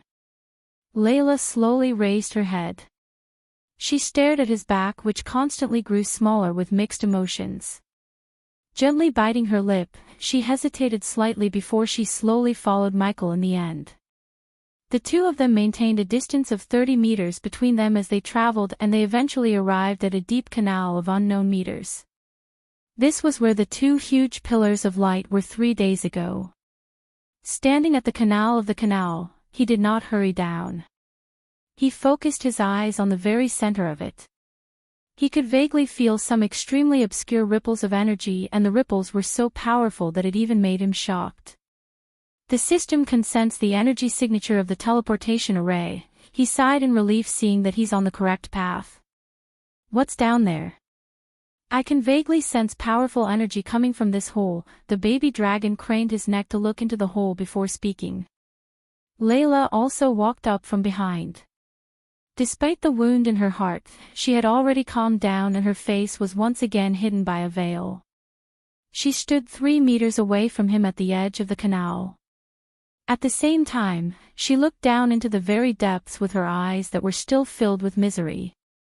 She could obviously feel the extremely obscure but powerful ripples of energy too. After hearing the system and the baby dragon, he looked at the dark hole vigilantly. He then willed the arch energy to fill every corner of his body, strengthening his body to the limit. He no longer paid any attention to Lila and her tantrum. Without even turning back to look at her, he directly leaped into the hole. While falling down, he retrieved the flying sword and hopped on it in the mid-air. Layla followed closely after he leaped down. She tailed Michael, slowly gliding down toward the bottom too. The two of them arrived at the bottom very quickly. The bottom was flat and had a diameter of 100 meters. 2 balls of powerful light floated quietly at the center. The balls were 2 meters off the ground. One ball seemed to have been made of water, which radiated a bright blue color, while the other seemed to have been made of fire, radiating fiery red color. The first energy stone, the system exclaimed as he was staring at the 2 balls of energy with interest for a while before he slowly walked over. The baby dragon and Layla also looked at the energy balls, observing them curiously. After he sensed a slight surprise in the system's voice, he wondered whether he could use the balls of energy to further advance in the cultivation. However, as soon as he reached 30 meters from the energy balls, a white figure appeared silently to block Michael's path before the baby dragon and Layla fell unconsciously on the ground. Chapter 170. The sudden white figure frightened Michael greatly. His instincts kicked in as he immediately activated the lightning dash to retreat before grabbing the unconscious baby dragon from the ground. After retreating several meters away from the figure, he stared vigilantly at the figure that had just appeared. Only now did Michael see the figure's appearance clearly. He was a middle-aged man who seemed to be in his late or mid-40s, but the man's calm face still contained the residual handsomeness of his youth. He did not seem like the average man. His distant eyes were filled with calmness as if he had no worries. The man radiated a noble holy aura that would make a commoner kneel down to worship him as a god. However, his body seemed rather ethereal. He did not seem to be corporeal. With the appearance of the man, an indescribable pressure immediately began to permeate the surroundings. At this very moment, the entire world seemed to freeze, even time stopped. He was familiar with this feeling. It was just as whenever he entered the system. Warning.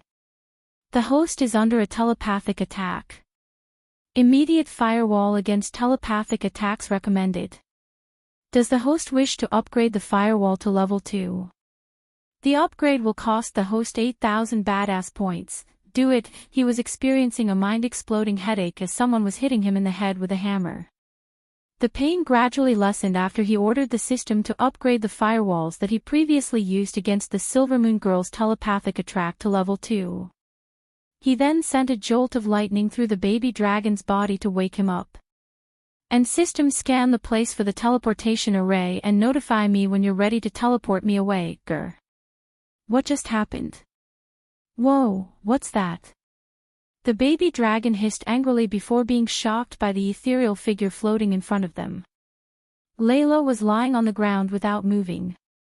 Just the pressure from the man was enough to make her lose consciousness. Half immortal.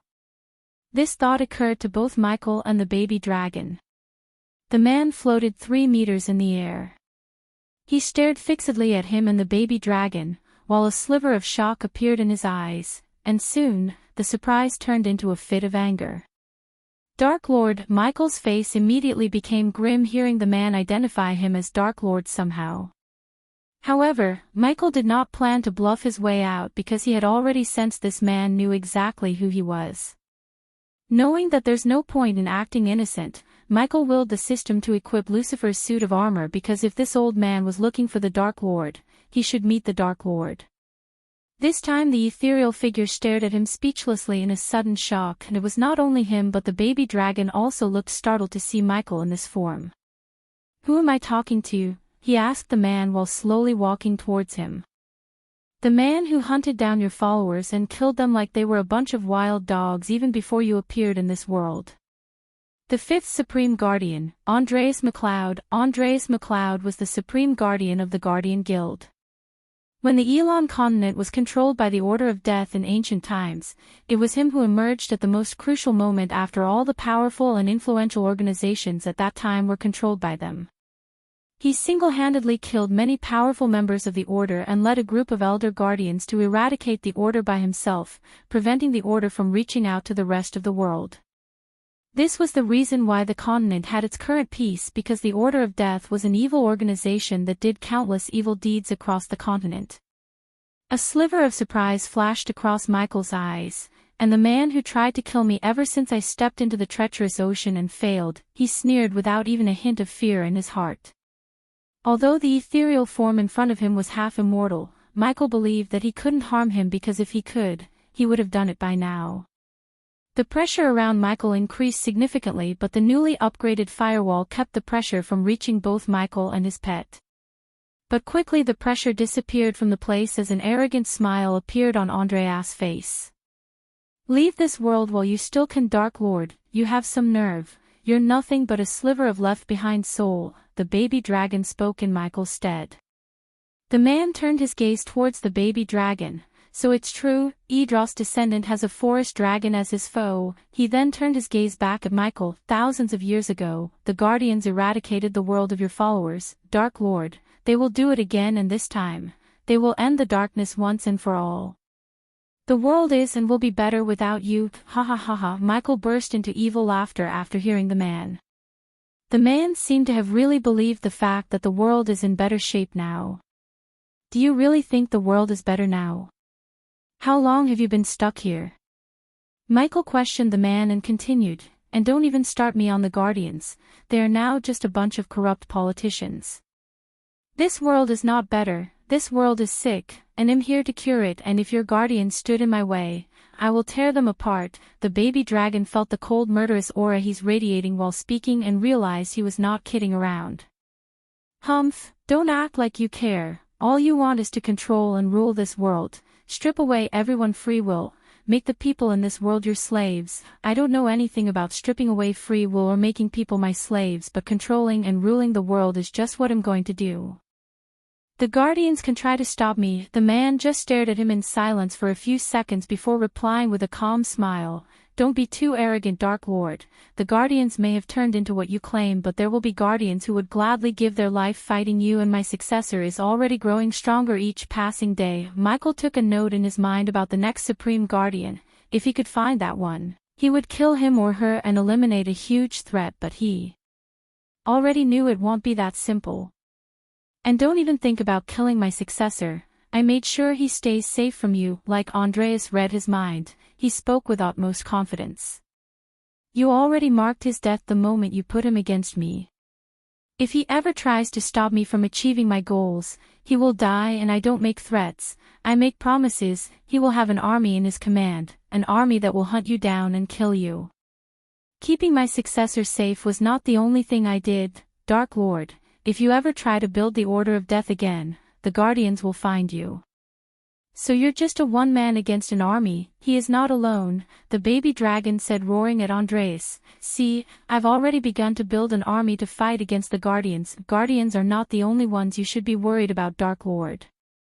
Each and every champion of the great clans will unite to fight against you, Idros' descendant, and my successor is just one of the." Under the black mask, Michael frowned slightly. He knew he would be eventually fighting against the Guardians, but after seeing the confidence in Andreas' eyes, he was sure that each great clan has its own version of Supreme Guardians and would fight him in the future. However, instead of worrying, he began to feel the excitement rising in his heart because they don't have what he has, the badass system. You just made my life a little easier by telling me all these pieces of information.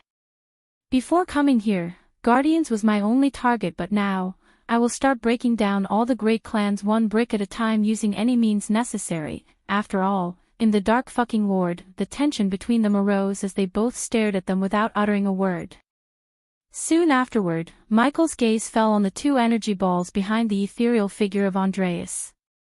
Looking at his gaze landing the two energy balls, Andreas waved his hand as the two energy balls came floating towards him. Let me guess, you are keeping this for your successor. I can see the energy trace in this place and around the two weird energy balls. The baby dragon spoke, looking around the place. The teleportation array is here and these balls of energy are connected to the array. Michael was surprised to hear the baby dragon speak like this. He had no idea that the baby dragon could really see the world in a different perspective as well as the energy traces better than any other race. The dragons were the masters of energy tracking and manipulation. You didn't show yourself to give me tips and tricks, did you? If I'm right, the moment I activate the teleportation array, the two energy balls would be teleported to your successor, and my successor and his woman will absorb the energy to become stronger. This godly energy will make them invincible, Andreas said arrogantly. He knew the Dark Lord can't touch the godly energy as he made sure of that thousands of years ago. System, can I absorb the energy? The system's current level is too low to absorb the first energy. Hearing the system, he was slightly disappointed. It would have been a great bitch slap to Andreas if he could absorb the energy in front of him. However, the system can sever the connection between the teleportation array and the two energy balls for 3,000 badass points. If I leave them here, anything can happen. System, can you destroy them? If I can't have them, then no one should. Yes, the system can destroy the balls of energy for 5,000 badass points. Chapter 171. The moment he heard the system, an evil grin appeared behind his black mask. Standing from the opposite side, Andreas saw a dark and extremely powerful energy gathering around the Dark Lord's both hands. He creased his brows seeing the dark energy as the Dark Lord spoke. You said that you killed my followers like a bunch of wild dogs and the Guardians will do the same to me.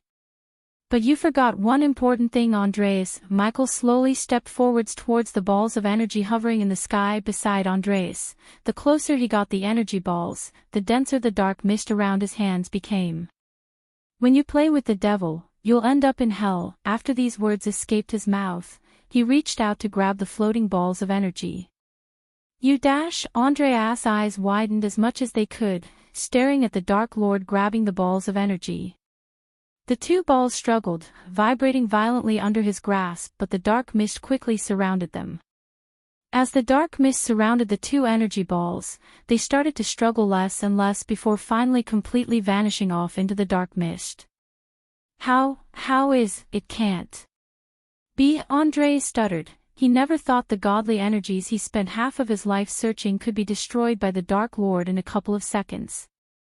Just as the order of death, the Guardians also had an oracle who warned them about the Dark Lord, but nobody took the badass system into the equation. Soon after Michael destroyed the two energy balls, the ethereal form of Andreas began to flicker. This sliver of soul is dissipating, the baby dragon said, coming out of his shock of seeing Michael destroy the two energy balls. Andreas could only stare at the Dark Lord and pray that his successor could defeat the Dark Lord, who seems more powerful than he had imagined. At this moment, he really doubted whether what he left behind was enough to help his successor beat the Dark Lord or not. After what he had just seen, he realized that it was definitely not enough and hoped the gods would help his successor on his path to defeat the darkness.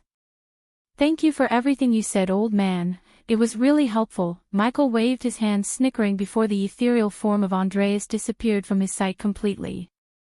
On the ground, Layla's body slightly moved as she slowly opened her eyes, regaining consciousness. He quickly unequipped Lucifer's armor and equipped the armor he was wearing before. Down, he whispered to the dragon, falling on the ground to pretend he too was unconscious. The baby dragon did not ask any questions as he followed Michael's lead.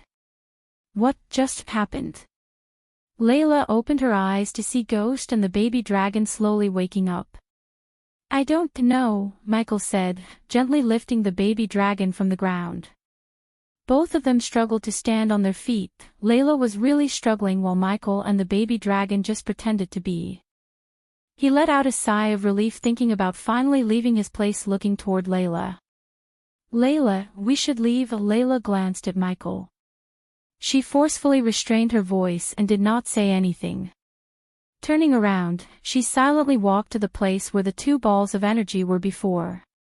Standing there, she closed her eyes, chanting a few words under her breath to activate the teleportation array.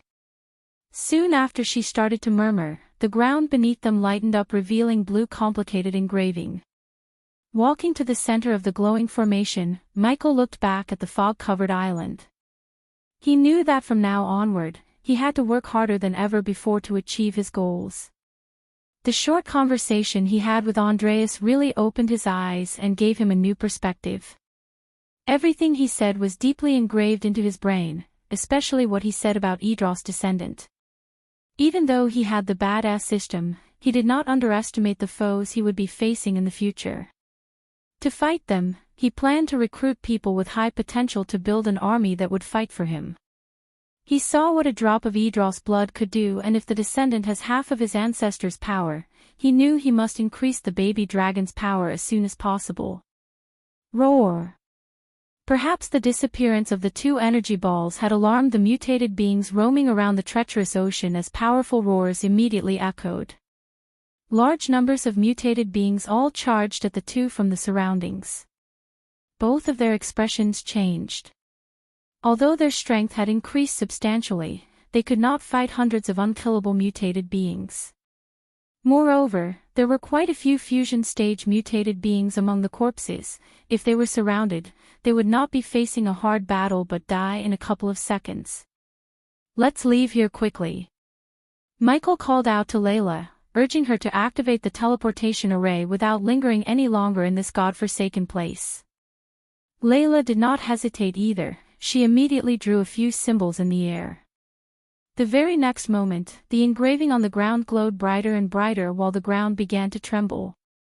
In a blink of an eye, a beam of light appeared where they were standing a second before and disappeared along with them.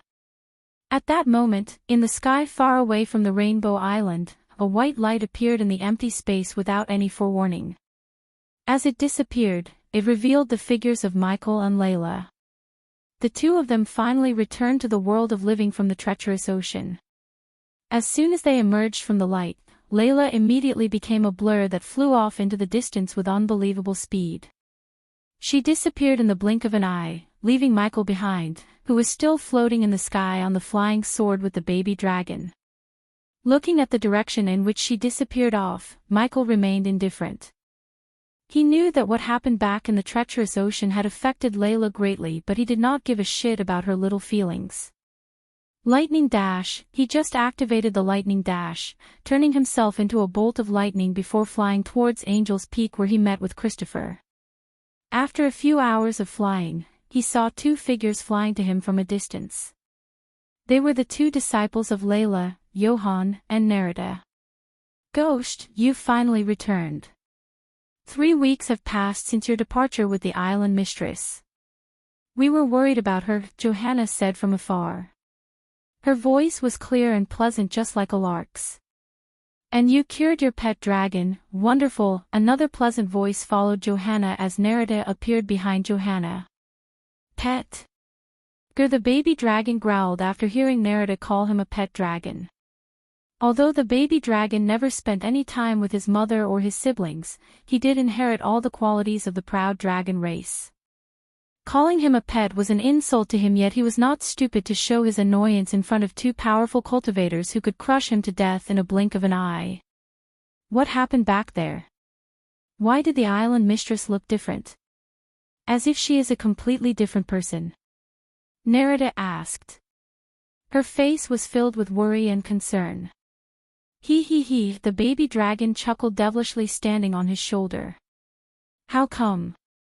Michael asked curiously. As soon as the mistress returned, she gave us the demon dragon's hearts and entered the back mountain to go into seclusion. She paid no attention to us no matter how many times we tried to talk to her. All these years I studied under her, I have never seen her like this. What happened to her? Johanna's face was filled with the feeling of being wronged. When she reached the end of her words, she immediately became stern and her gaze toward Michael had even become filled with some threat. Michael chuckled. From this trip, your teacher has gained a lot. Since she reached level 5 of the fusion stage, she must have wanted to consolidate her cultivation. I think that's why she went straight into seclusion.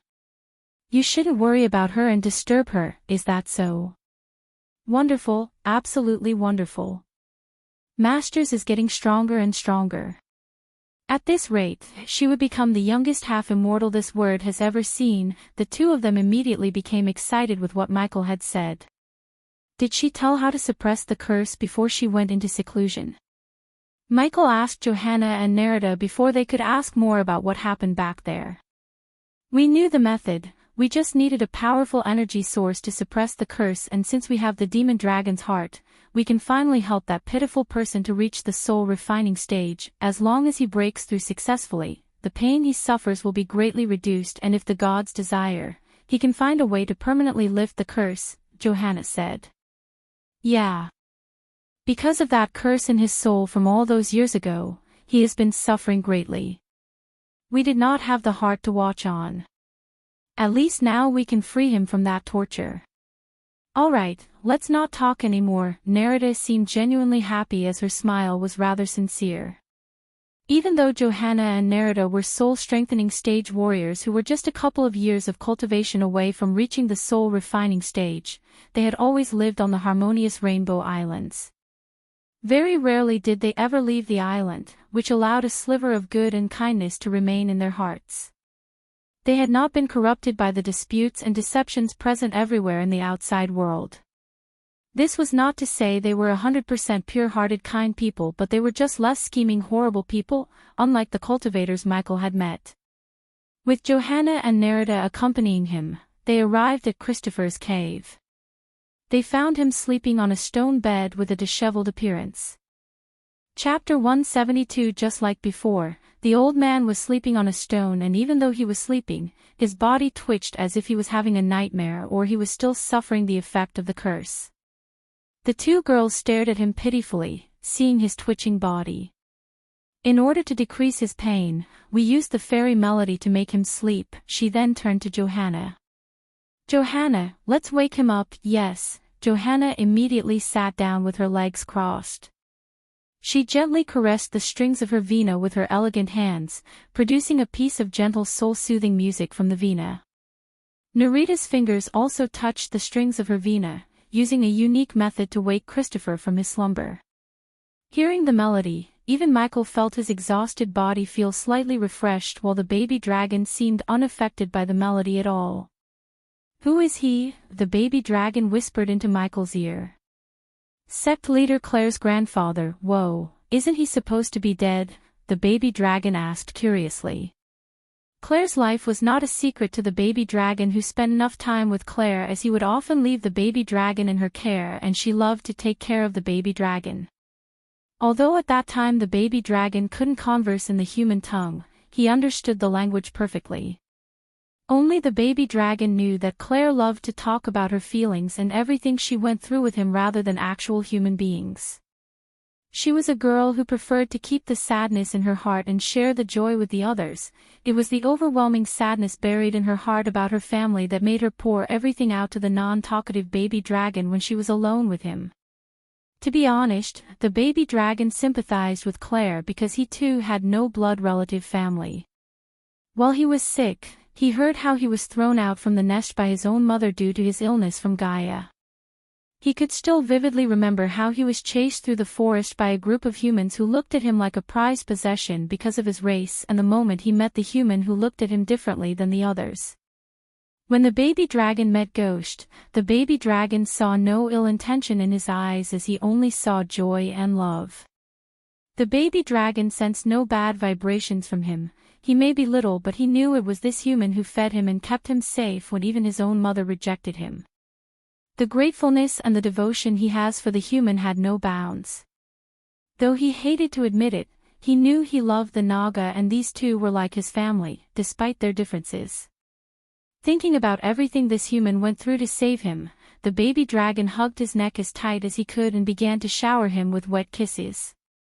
Michael was surprised to see the baby dragon starting to lick him suddenly. "What happened to you?" he chuckled, asking the baby dragon in low voice. "Nothing," the baby dragon said while licking his side of the face. As the baby dragon was licking Michael's face without stopping, Christopher slowly sat up from the stone bed. He said with a croaky voice, "Sigh, how long have I slept this time?" "Here, give this to him." Narada flicked her wrist, retrieving the small orb of fire that's burning with dark purple flames.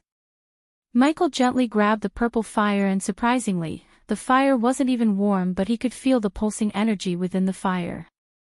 He then walked to the old man carrying the demon dragon heart in his hand. "Sect leader, just like I told you, I got the demon dragon heart.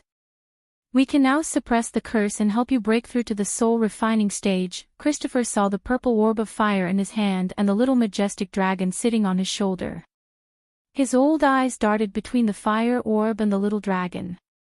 He wasn't sure what's the most shocking thing, the demon dragon heart or the baby dragon on his student's shoulder. Soon afterward, he fixed his gaze on the fire orb and felt a surging excitement in his heart, extending his trembling hand to accept the demon dragon heart. He mumbled frantically, "Demon dragon heart, demon dragon heart. This really is demon dragon heart. The curse in my soul can finally be suppressed. I finally have the chance of becoming a soul refiner. I can soon see my granddaughter."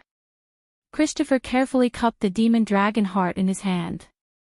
With the glistening of tears in his eyes, "Young man, I never thought you'd actually succeed in obtaining the demon dragon heart from the treacherous ocean. It must have been a very dangerous journey, and you have a noble dragon." "Noble dragon, I like this old human," the baby dragon mumbled under his breath as Michael just smiled. "Sect leader, I will tell you everything that happened there on our way to the sect. For now, let's focus on suppressing your curse and reach the soul refining stage. We will then find a way to permanently lift the curse in the future." "Ghost, you cannot stay here when we suppress the curse. Wait outside the cave," Johanna said after taking out a few items such as metal plates, parchments, and a few books. "Yes," Michael nodded at Johanna and stood up to leave the cave. "I'll be waiting for your return, sect leader." He then walked out of the cave, leaving Johanna and Narada to do whatever they would do to suppress the curse. Outside the cave, Michael sat on a large rock while the baby dragon flapped his wings and flew around him. Michael observed the movements within the cave excitedly. He couldn't wait to bring a soul refining stage cultivator to his sect, which would instantly protect the sect from rogues, thieves, and small sects that would have been a challenge to his sect before. Furthermore, he would not need to buy something from the system to protect his herbal garden. Coupled with the Broad River sect takeover, he was positive that the base of Operation Legend would increase, which could provide him with surprising benefits. These matters aside, when he thought about the snake girl who would be waiting for him, he couldn't help but smile looking at the horizon. While Michael was in the treacherous ocean, the forest was humble, gloomy, and prospering. Its canopy was ruled by birch, ash, and linden, who provided just enough openings for the moonlight to pass down for a mosaic of shrubs to rule the sloping and slanting ground below. Coiling vines suspended from the occasional tree, and a range of flowers, which were seen occasionally, added some color to the otherwise jade scenery. A disharmony of animal sounds, which were caused by rummaging critters, echoed in the air and formed a chaotic orchestra with the occasional roar of a large animal trying to scare away predators. Hidden among the sea of trees, there was a campsite with several large huts, and in the middle of the huts stood a cabin. At the moment inside the cabin, the light coming from the torches reflected on two figures. They were hanging from the ceiling and tied with iron chains. Slowly, the cabin door creaked open to reveal a sturdy man with two bodyguards who stood 7 feet in height. they were neither too thin nor too muscular but had a lean body. The most iconic feature of these bodyguards was their faces. They resembled the wolf and one did not need a special glass to identify them as the beast men. "Release me. Do you know who I am?" The one who was hanging from the ceiling ruffled the chains and shouted at the man standing between the two beast men. "Of course I know who you are, Mr. Jurdy, the infamous cousin of Minister Bobby Jurdy." The man walked out of the shade cast by the two beast men and showed his face in the torchlight. The man wore a hat with colorful feathers on it and wore an eye patch covering his right eye. From above his left eye to his chin, a long deep scar could be seen. He slowly walked towards the man and ran his fingers through the man's face, and then he moved to the figure hanging next to him. "Get your filthy hands off of her." The man rattled his chains, violently shaking his body. "You have a beautiful wife, Mr. Jurdy. Too bad she's a first-class bitch and a devil reincarnate." The lack of light in the room prevented anyone from completely seeing her face, but the dim light cast on her face did make the two wolves-faced beast men lick their lips. "I heard she loves to set commoners on fire. Did she recently burn a family of commoners alive because they came to work 5 minutes late?" he said before brushing his hand on her face and the cloth wrapped around her mouth. Don't you dare touch her," Mr. Jurdy shouted as his wife let out a muffled groan. "Release us. I'll pay you. I have gold." Thousands of gold. Mr. Jurdy began to shiver in fear. He thought they would immediately release them after he told them who he is, but seeing they did not give a shit about his identity, he tried to get out of captivity by paying them. "Oh, we don't need gold, Mr. Jurdy. We are in for this for the greater good and for our God." There was a moment of silence after he finished his sentence. He then slowly unsheathed the short dagger hanging from his waist. Lucifer. Chapter 173. The man with the hat was standing in front of Mr. Jurdy and his wife, but this time, they did not even move an inch. Inside the cabin, only a sound of water drops hitting the puddle of water could be heard, except it was not water and water puddle but the blood of Mr. Jurdy and his wife. On the corner of the room, two severed heads were still rolling and Mr. Jurdy's head still had its eyes opened, overwhelmed with shock and fear. "Captain Quinn." The cabin door creaked open to reveal another wolf-headed man, but he was not as tall or dangerous looking as the two bodyguards behind the man who just killed Mr. Jurdy and his wife. "What is it?" Quinn still had a calm smile on his face regardless of the fact he just beheaded a rich couple of the royal land. One could see no fear in Quinn's eyes, but rather he seemed excited to kill these nobles.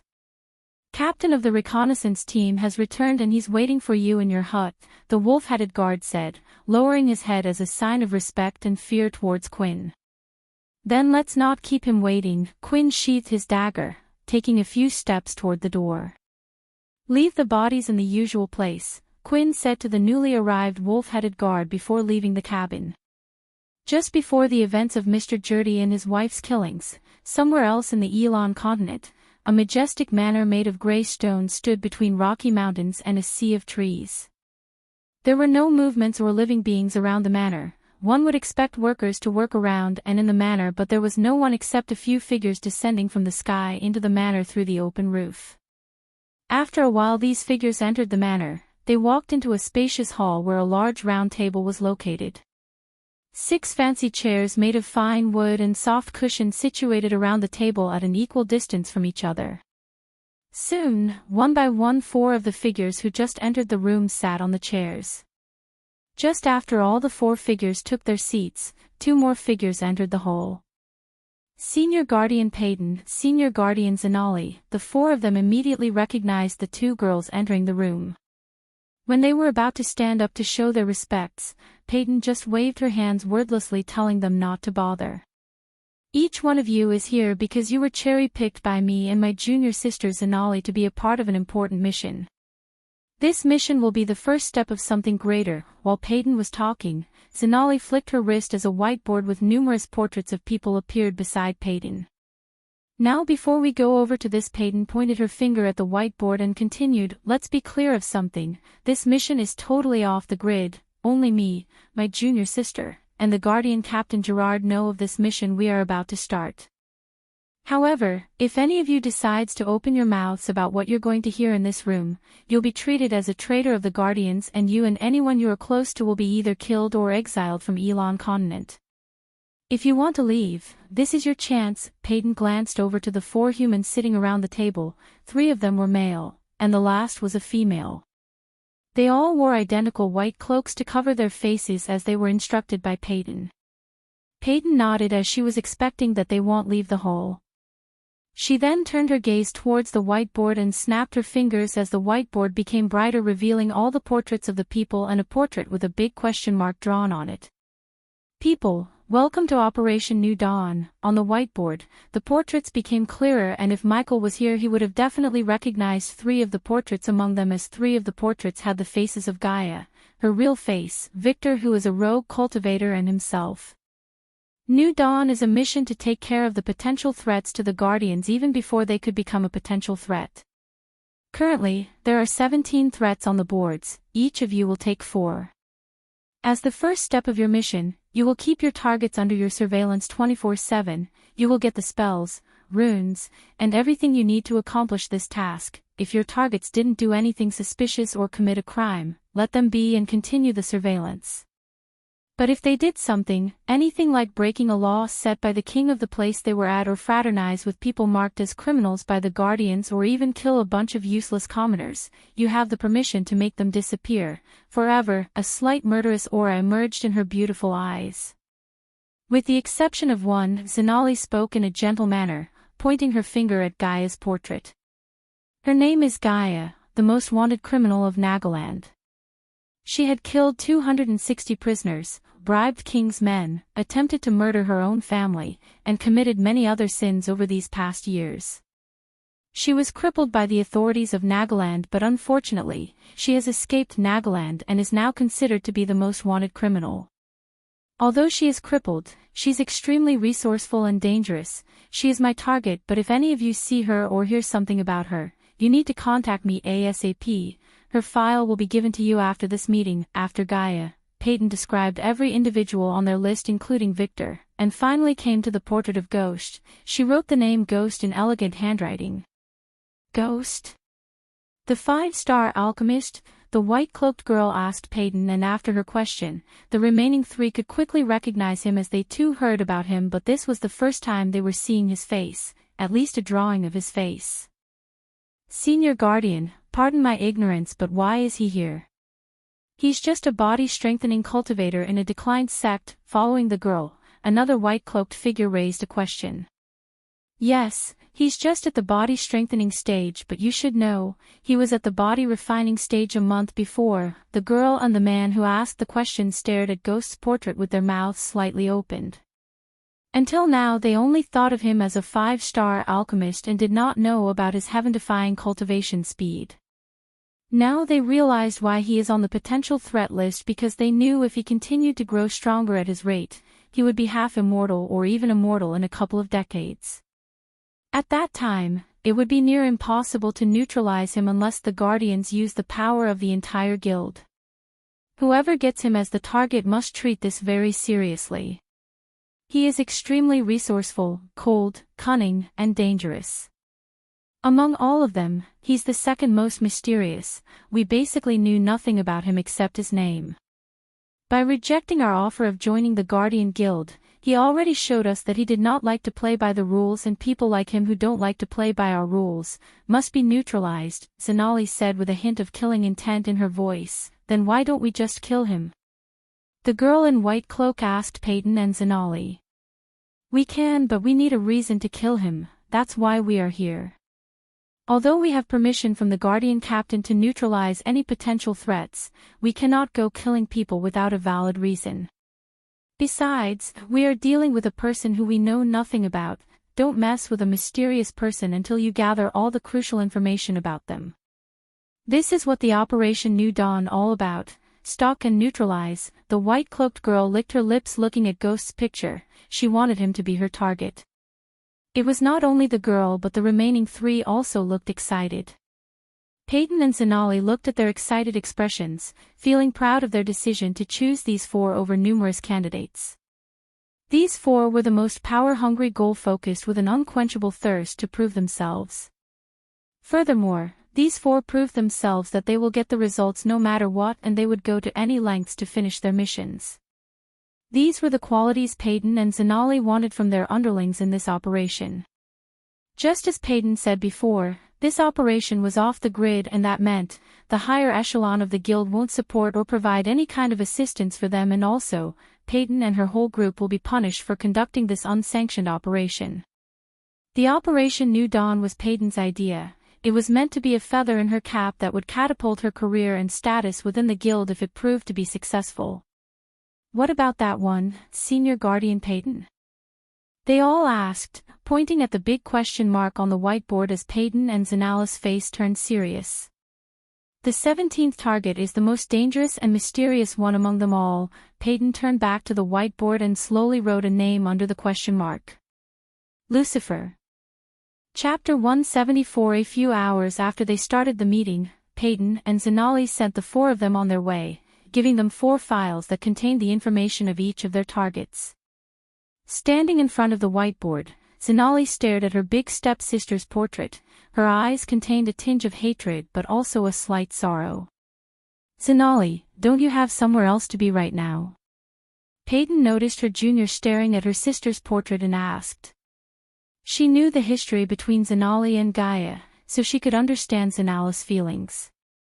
Peyton also knew that although Zenali hated her stepsister for everything Gaia did, she still had a soft spot for her in her heart. After all, she was her sister. Yes, I have to go pick up the bodies in the usual place. Zenali retraced her gaze away from Gaia and looked at Peyton. Make sure no one follows you, especially the holy guards. We need to cleanse the kingdoms using Lucifer's name, but we need to do that without leaving any trace that could lead back to Guardians, said Peyton. Senior, do you really think the real Lucifer will take the bait and try to send a message by killing a noble himself? Impositive. People like him have an ego. If his sole purpose was to kill evil as he claims, he wouldn't have presented his victims in a gruesome manner. He wants the people to see his handiwork, and since we are hijacking his thunder, he would definitely come out of his hiding, and when he does, it either us or the holy guards who would put an end to him. Peyton looked so confident as Zenali really believed that her prediction about Lucifer would be true. However, Zenali still had some lingering doubts and hesitation about Peyton's plan of killing the nobles and using them as the bait to catch Lucifer while getting rid of nobles who had prior criminal records. Just by staring at Zenali's eyes, Peyton could tell she's still not 100% on board on her plans. Sometimes, even the good guys gotta do bad things to make the bad guys pay. Do you understand me, Zenali? I do, Senior. It's just that I quite don't like that human Quinn. Peyton chuckled, patting her junior on the back. You don't have to like the tool to get the job done. After we get what we want, well, just get rid of him too. After all, he's one of the wanted criminals of Royal Land. Peyton's beautiful smiling face quickly turned cold and murderous. Seeing her transformation, even Zenali felt freaked out. Senior, I still think that we should have brought Noah and Alicia into this operation. Peyton just waved her hands, showing her disagreement. No, Noah is not the material to work outside the moral codes. He would ask too many questions. We needed people who would do what we say without asking a question. Noah and Alicia are not those people. Besides, you'll be emotionally compromised if I bring Noah to New Dawn. The sudden statement startled Zenali before a slight shade of redness emerged on her face. Peyton chuckled again. You like him, don't you? Senior. Zenali stomped the ground, her face completely turned red. What? Do what you want, but just don't act too quickly. Your people still have resentment towards humans. Zenali nodded after hearing Peyton. The Nagas had resentment towards almost all the races because they thought they were better than everyone else. After the disappearance of the Dragon Clan along with thousands of dragons, the Nagas' power increased significantly, and under Gaia's mother's rule, Nagaland entered into a golden age where they dominated all the races and reigned supremacy.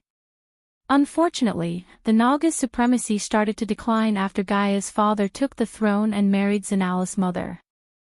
Zenali always believed that Gaia's mother's way of doing this was wrong and lawless, but here she's doing exactly what she initially hated Gaia for.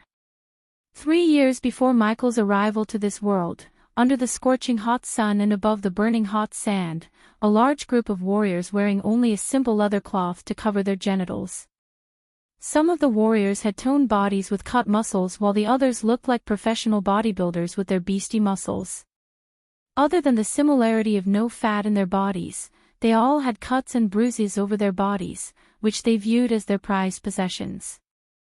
Among these warriors, 2 men stood out with their golden hair and handsome faces, and once could not tell them apart because of their identical faces. Titus, Optimus.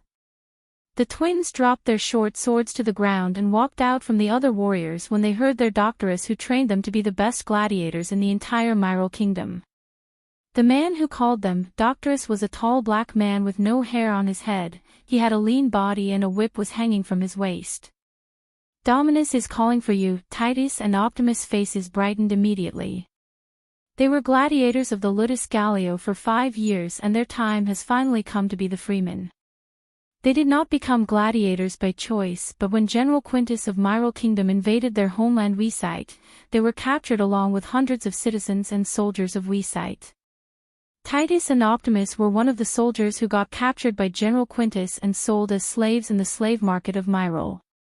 Because they were soldiers and good at close combat, a nobleman called Gallio Tuccius bought the 2 of them and put them into the training to be the warriors who fight to the death for the entertainment of Southerners, the gladiators. Usually, a gladiator had no chance to become a freeman until he drew his last breath, but fortunately, Gallio offered all the gladiators in his ludus the chance to become a freeman. All they needed is to win a certain amount of battles in the arena and they would be freed from slavery afterward. Gallio set the number of battles to 50 and the twins had won 49 battles. After getting their freedom back, the twins planned to go to Myrid, the nearby kingdom of Immortal, and search for their sister. When they were losing the war to General Quintus, the twins sent their sister to Myrid so she could escape slavery. It had been 2 years since they saw their only family, Arya. It was the thought of reuniting with their sister that kept them fighting for 2 years. Now they had one more battle before they could finally on their way to search for their sister. "One more win, twins," Doctoress said with a thick accent as a small proud smile appeared on the black man's face. He was teaching the gladiators of Ludus Gallio for 25 years and these twins were the best he had ever trained. He felt proud and truly happy for them. He saw Ludus Gallio has been offering the same offer to all the gladiators in his Ludus, but no one has come closer to 50 victories, not even close. The twins were the first to come this closer and he was confident they would win the next battle. Even Doctorus could only win 27 battles before he lost to a gladiator from another Ludus. In the battle between gladiators at the arena, a gladiator could either die or surrender, which is considered being a shame and would result in back to slavery. Therefore, a gladiator would rather choose death over slavery. Doctorus did not surrender but had a dagger sent through his chest by his opponent and deemed dead. However, he survived miraculously. Ever since that battle, Doctorus never stepped onto the arena but thrown himself into the role of Doctorus. Since he had no family or desire to be a freeman, he was happy being a teacher to the gladiators. The southern continent was also known as the Aur continent, and this continent resembled the ancient Rome of Earth. Everything the Romans did in Rome, the southerners were doing the exact same things and more on Aur. However, although this world had energies like Arch and Celestial that enabled the people to cultivate, the southerners were unable to cultivate. Anyone who stepped into the Aur continent would immediately lose their ability to use Arch or Celestial energy no matter their cultivation level. Even an immortal would turn into a mortal in Aur. This was the reason that anyone who was born in Aur seldom travels to the other continents or vice versa. Only a few merchants used to travel to Aur from the other continents.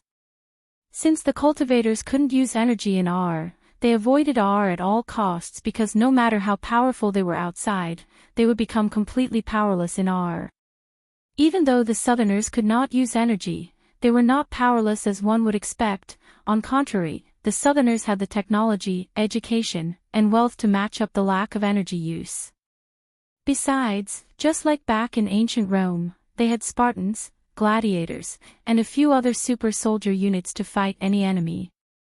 This strange phenomenon of awe protected the Southerners from the attacks of cultivators and the remaining continents from being attacked by the Southerners. The Southerners thought of this as a blessing and their God's will. The void of energy in awe made even the senators and great generals not form a countermeasure to deal with the cultivators. And they had no idea that this lack of planning was going to change their world forever.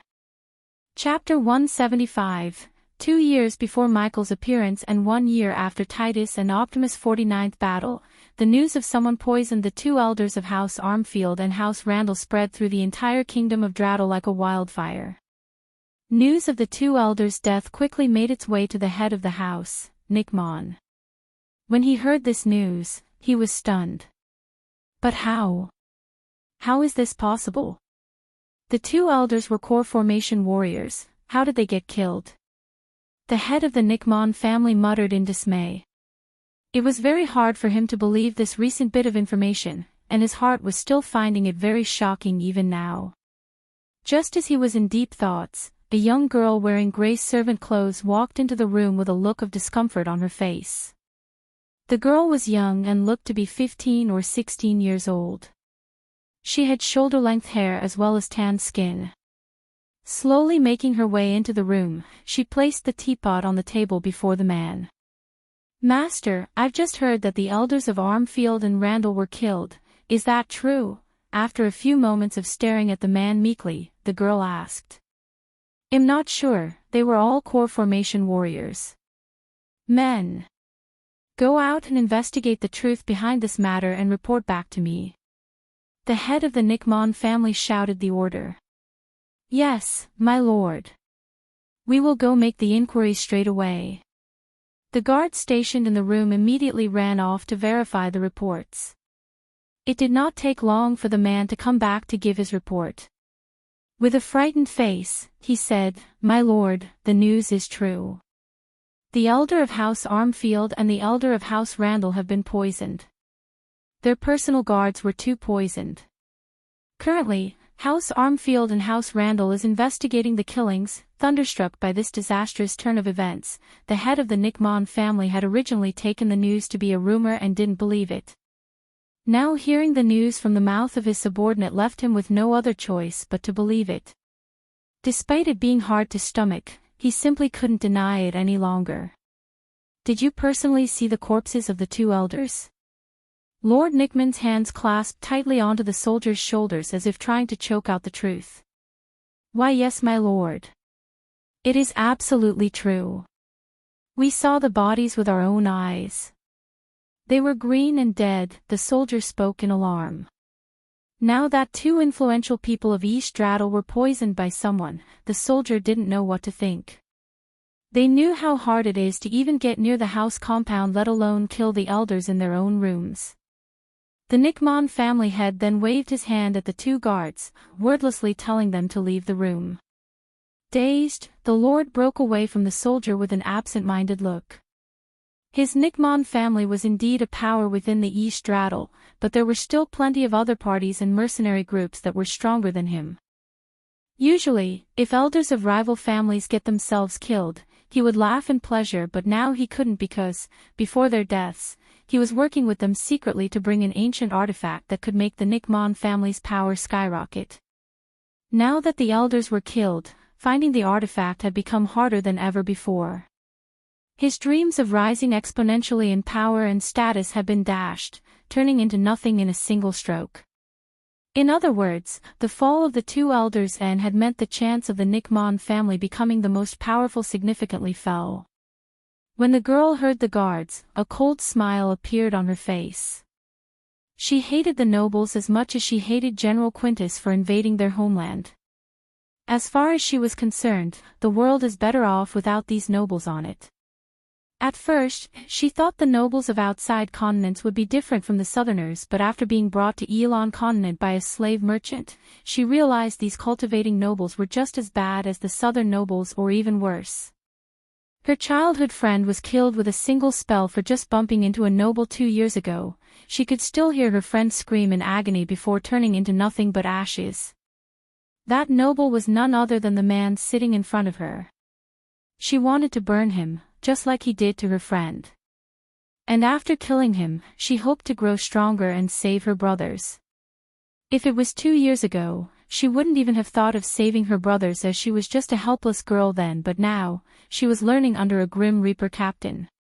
The drastic turn of events had been a huge blow to the development of the Nickmon family, giving the man a tremendous headache. Letting out a heavy sigh, the man walked to his desk. "Girl, fetch me a cup of tea." "Yes, master." The young girl replied before moving to prepare a cup of tea for her master. Then standing behind him, she began to dutifully give him a massage as the man expected from a slave like her. Bringing the cup up to his lips, the lord of the Nickmon family had only just taken a sip from his cup of tea when the young girl began to suddenly radiate murderous intent. A delicate-looking dagger slid into her hand before she ruthlessly stabbed it into the back of him. TSK. Under the unflinching hand of the girl, the dagger buried itself so deeply within the man that not even the blade could be seen. The man let out a pained cry as the cup of tea in his hand fell to the table. He was a man at the core strengthening stage 3 and possessed a quick reflection, but the girl's sudden attempt to take his life caught him off guard. He immediately rose from his chair and backhanded the girl away. She flew across the room before slamming into the wall on the opposite side, but the damage had been done. With a mouthful of blood, the man knew that he had been seriously injured. Pulling out the glowing dagger that had been embedded in his back, the man looked at his slave in disbelief. "Bloody bitch. How dare you try to kill your master?" Staggering back up, the girl's eyes were flowing with tears as she stared hatefully at the head of the Nickmon family. Clenching her teeth, she angrily replied, You burned my friend alive. I will take revenge for her." Startled, the man threw down the dagger in his hand in outrage. "Fucking bitch. Have you gone mad? What in the world are you talking about?" By now, the girl had lost all pretense of being the obedient slave she had been pretending to be. Letting out an angry shout, she said, 2 years ago, at the Wheeleg market, you burned a young girl like me alive because she bumped onto you. Ever since that day, I wanted to kill you, burn you alive." A drastic change had overcome the man's face now as he stared gravely at his slave. Soon, his serious expression turned somewhat calm. A cold smile appeared on his face. "I didn't think killing a lowly slave would get me stabbed in the neck. I've clearly underestimated you, especially if you were able to carry on for 2 years with such vengeance in your heart without my detection. That in itself is worthy of being called the slave of Nickmon. Although this enchanted dagger could pierce my skin, it's not enough to kill me. Besides, you're not even a cultivator. What other means do you have to kill me? You underestimate me too much. There's no way I'd believe so naively that I could kill you with a single knife. I put some poison in your tea that you just drank. The poison is a dangerous one that will burn your organs within. Nickmon, you cannot escape death today." The girl let out a cold laugh as she spat out her hatred for him. "What? You've poisoned my tea."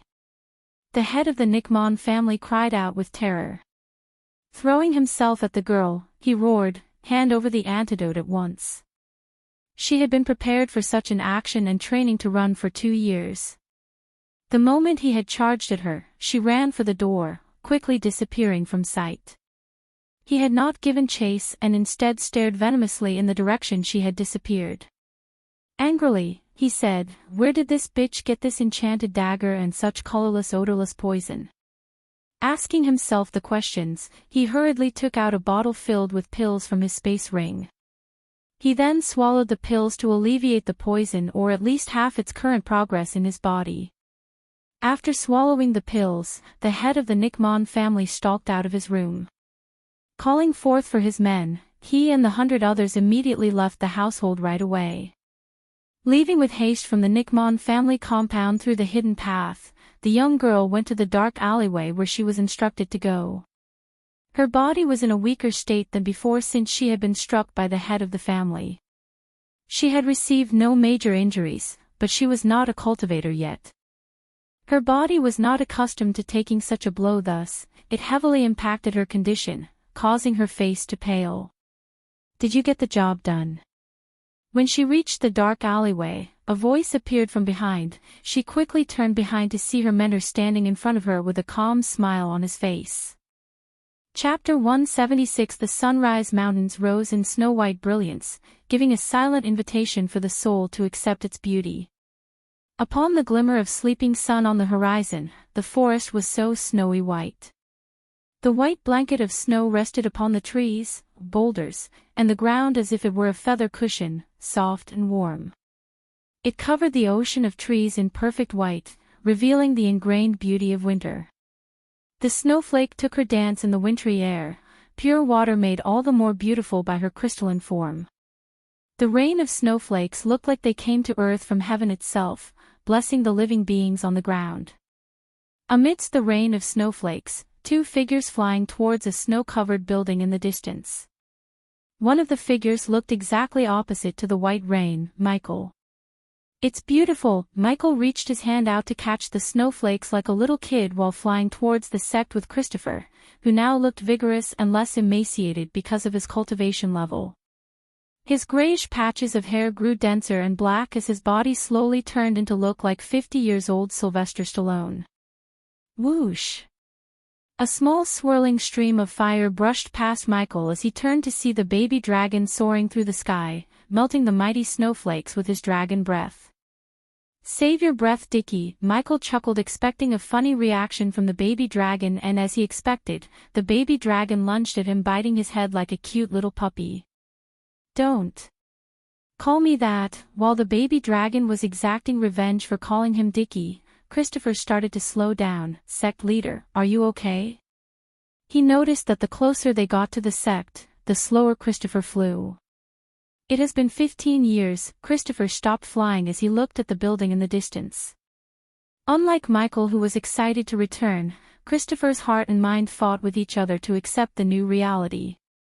15 years ago, he left the sect with his son on a journey to search for a way to break the curse. At that time, he was afraid that the curse might transfer to Claire. He knew Claire would either accompany them or won't let them go. That was why they decided to leave without telling her the truth. "What do I tell her about her father?" Christopher looked at Michael as he was really expecting an answer from Michael. Michael sighed in his mind. Usually, he would try to avoid sticking his nose into others' business, but anything related to the sect was his business because it would directly affect the sect's legend and the number of badass points he would get. Before hearing Christopher's story, he had a soft spot for the elves, not because the female elves looked gorgeous, but in the books he read and the games he played, the elves were portrayed as an oppressed race. For instance, many novels he read had the elves enslaved by humans. After transmigrating to this world, he couldn't completely put aside these books as just fictional books, considering he transmigrated to this world with the system. However, in this world, elves were not enslaved or oppressed. On the contrary, each race had its own kingdoms and empires. Slavery was considered unlawful and punishable by death in few kingdoms, and although slavery was not completely got ridden, it was also not as bad as some books described, at least, not in Elon continent. "Tell her the truth, sect leader, she deserves it." Christopher took a long breath before nodding. Both of them then picked up speed, soaring through the snowflakes towards the sect. At the same time in the Sunrise sect, a group of children led by Cindy and a group of disciples led by Jack was running around the building, taking cover and hiding from an unknown danger. "Take it, suckers!" a voice echoed through the area. In seconds of the warning, the air was thick with snowballs so compacted that several feet solid and icy. "Not again," said Jack, looking at the snowball flying towards his face in slow motion. The very next moment, the snowballs made of freshly fallen snowflakes burst open on the impact with his face, showering crystalline fragments that glint in the wintry light. "Take cover," little Cindy shouted at her little army before frantically running behind the stack of bricks and making a stockpile with her little hands to retaliate with. From the lull in the action, she knew Sister Elia is doing the same to replenish what she already used. "Today we White Walkers are gonna win, Sister Elia." Cindy taunted from behind the stack of bricks. Today will be no different than yesterday, little girl, came the calm voice of Gaia. Get ready to get your little butts kicked to plop. Plop. Plop. Just after the voice disappeared, Cindy and the kids were hit by balls of ice with no mercy from above. Run! Cindy frantically crawled away to avoid the balls of snow while Gaia stood atop the building roof and kept hitting the little children with deadly accuracy. Come on, attack her while she's distracted with them. Jack had enough of getting attacked mercilessly by Elia. He started this snow fight to exact revenge on her for constantly bashing him, but ever since the snow fight started, it was him and the little kids who got their butts kicked by Elia. It didn't go as he planned, not at all. Furthermore, each passing day, Elia was stepping up her game as it had become nearly impossible to hit her. Until now, only Claire managed to land a couple of hits, and after that, she was buried in snow by Elia. Hey Jackie, are you trying to sneak up on me? Jack's neck hair stood straight up hearing Gaia's voice. He slowly turned up to see her wickedly smiling at him with watermelon-sized snowballs in each hand. At that moment, Jack knew he had no chance to escape but to take the snowball like a man. Attack! He dash, plop. Before he could even order his buddies to attack her, he received yet another snowball to his face. This time the force was so great that Jack stumbled back into the pile of snow on the ground. Run! Realizing they have no chance of retaliating against her speed of attack, the disciples chose to strategically run away rather than stand there and get hit by the snowballs. Fear me bitches, as I am the queen of snowball fight, her laughter of triumph echoed through the mountains. Plop! Just as she was evil laughing stood atop the roof, a huge snowball soared through from the sky and blasted her down to the ground. Who the fuck hit me in the back? She was enraged to lose her winning streak. Plus she was stunned at the attack speed, she did not even sense the attack coming. She quickly picked herself from the ground and stared in the direction of the snowball that just hit her down. In the sky, she saw another snowball flying towards her. No you don't, she quickly dodged out the snowball's way before it hit the ground where she was a second ago. Attack! Cindy and her minions returned to the spot after seeing Gaia fall down, and Jack too gathered his group to utilize the moment. However, they didn't expect the rain of snowflakes would become the rain of snowballs as countless snowballs rained on them, hitting their bodies. Show yourself, damn it! Gaia yelled while evading the snowballs, but still many snowballs hit her right in the face. You should play with some in your size. A wide grin emerged on Gaia's face when she heard the voice. She turned her head in the voice's direction to see Michael descending from the sky. Brother Ghost. Senior Brother Ghost. Senior. Brother Ghost is back. Cindy, the little kids, and all the disciples who saw Michael came running to him as he landed on the ground with Christopher.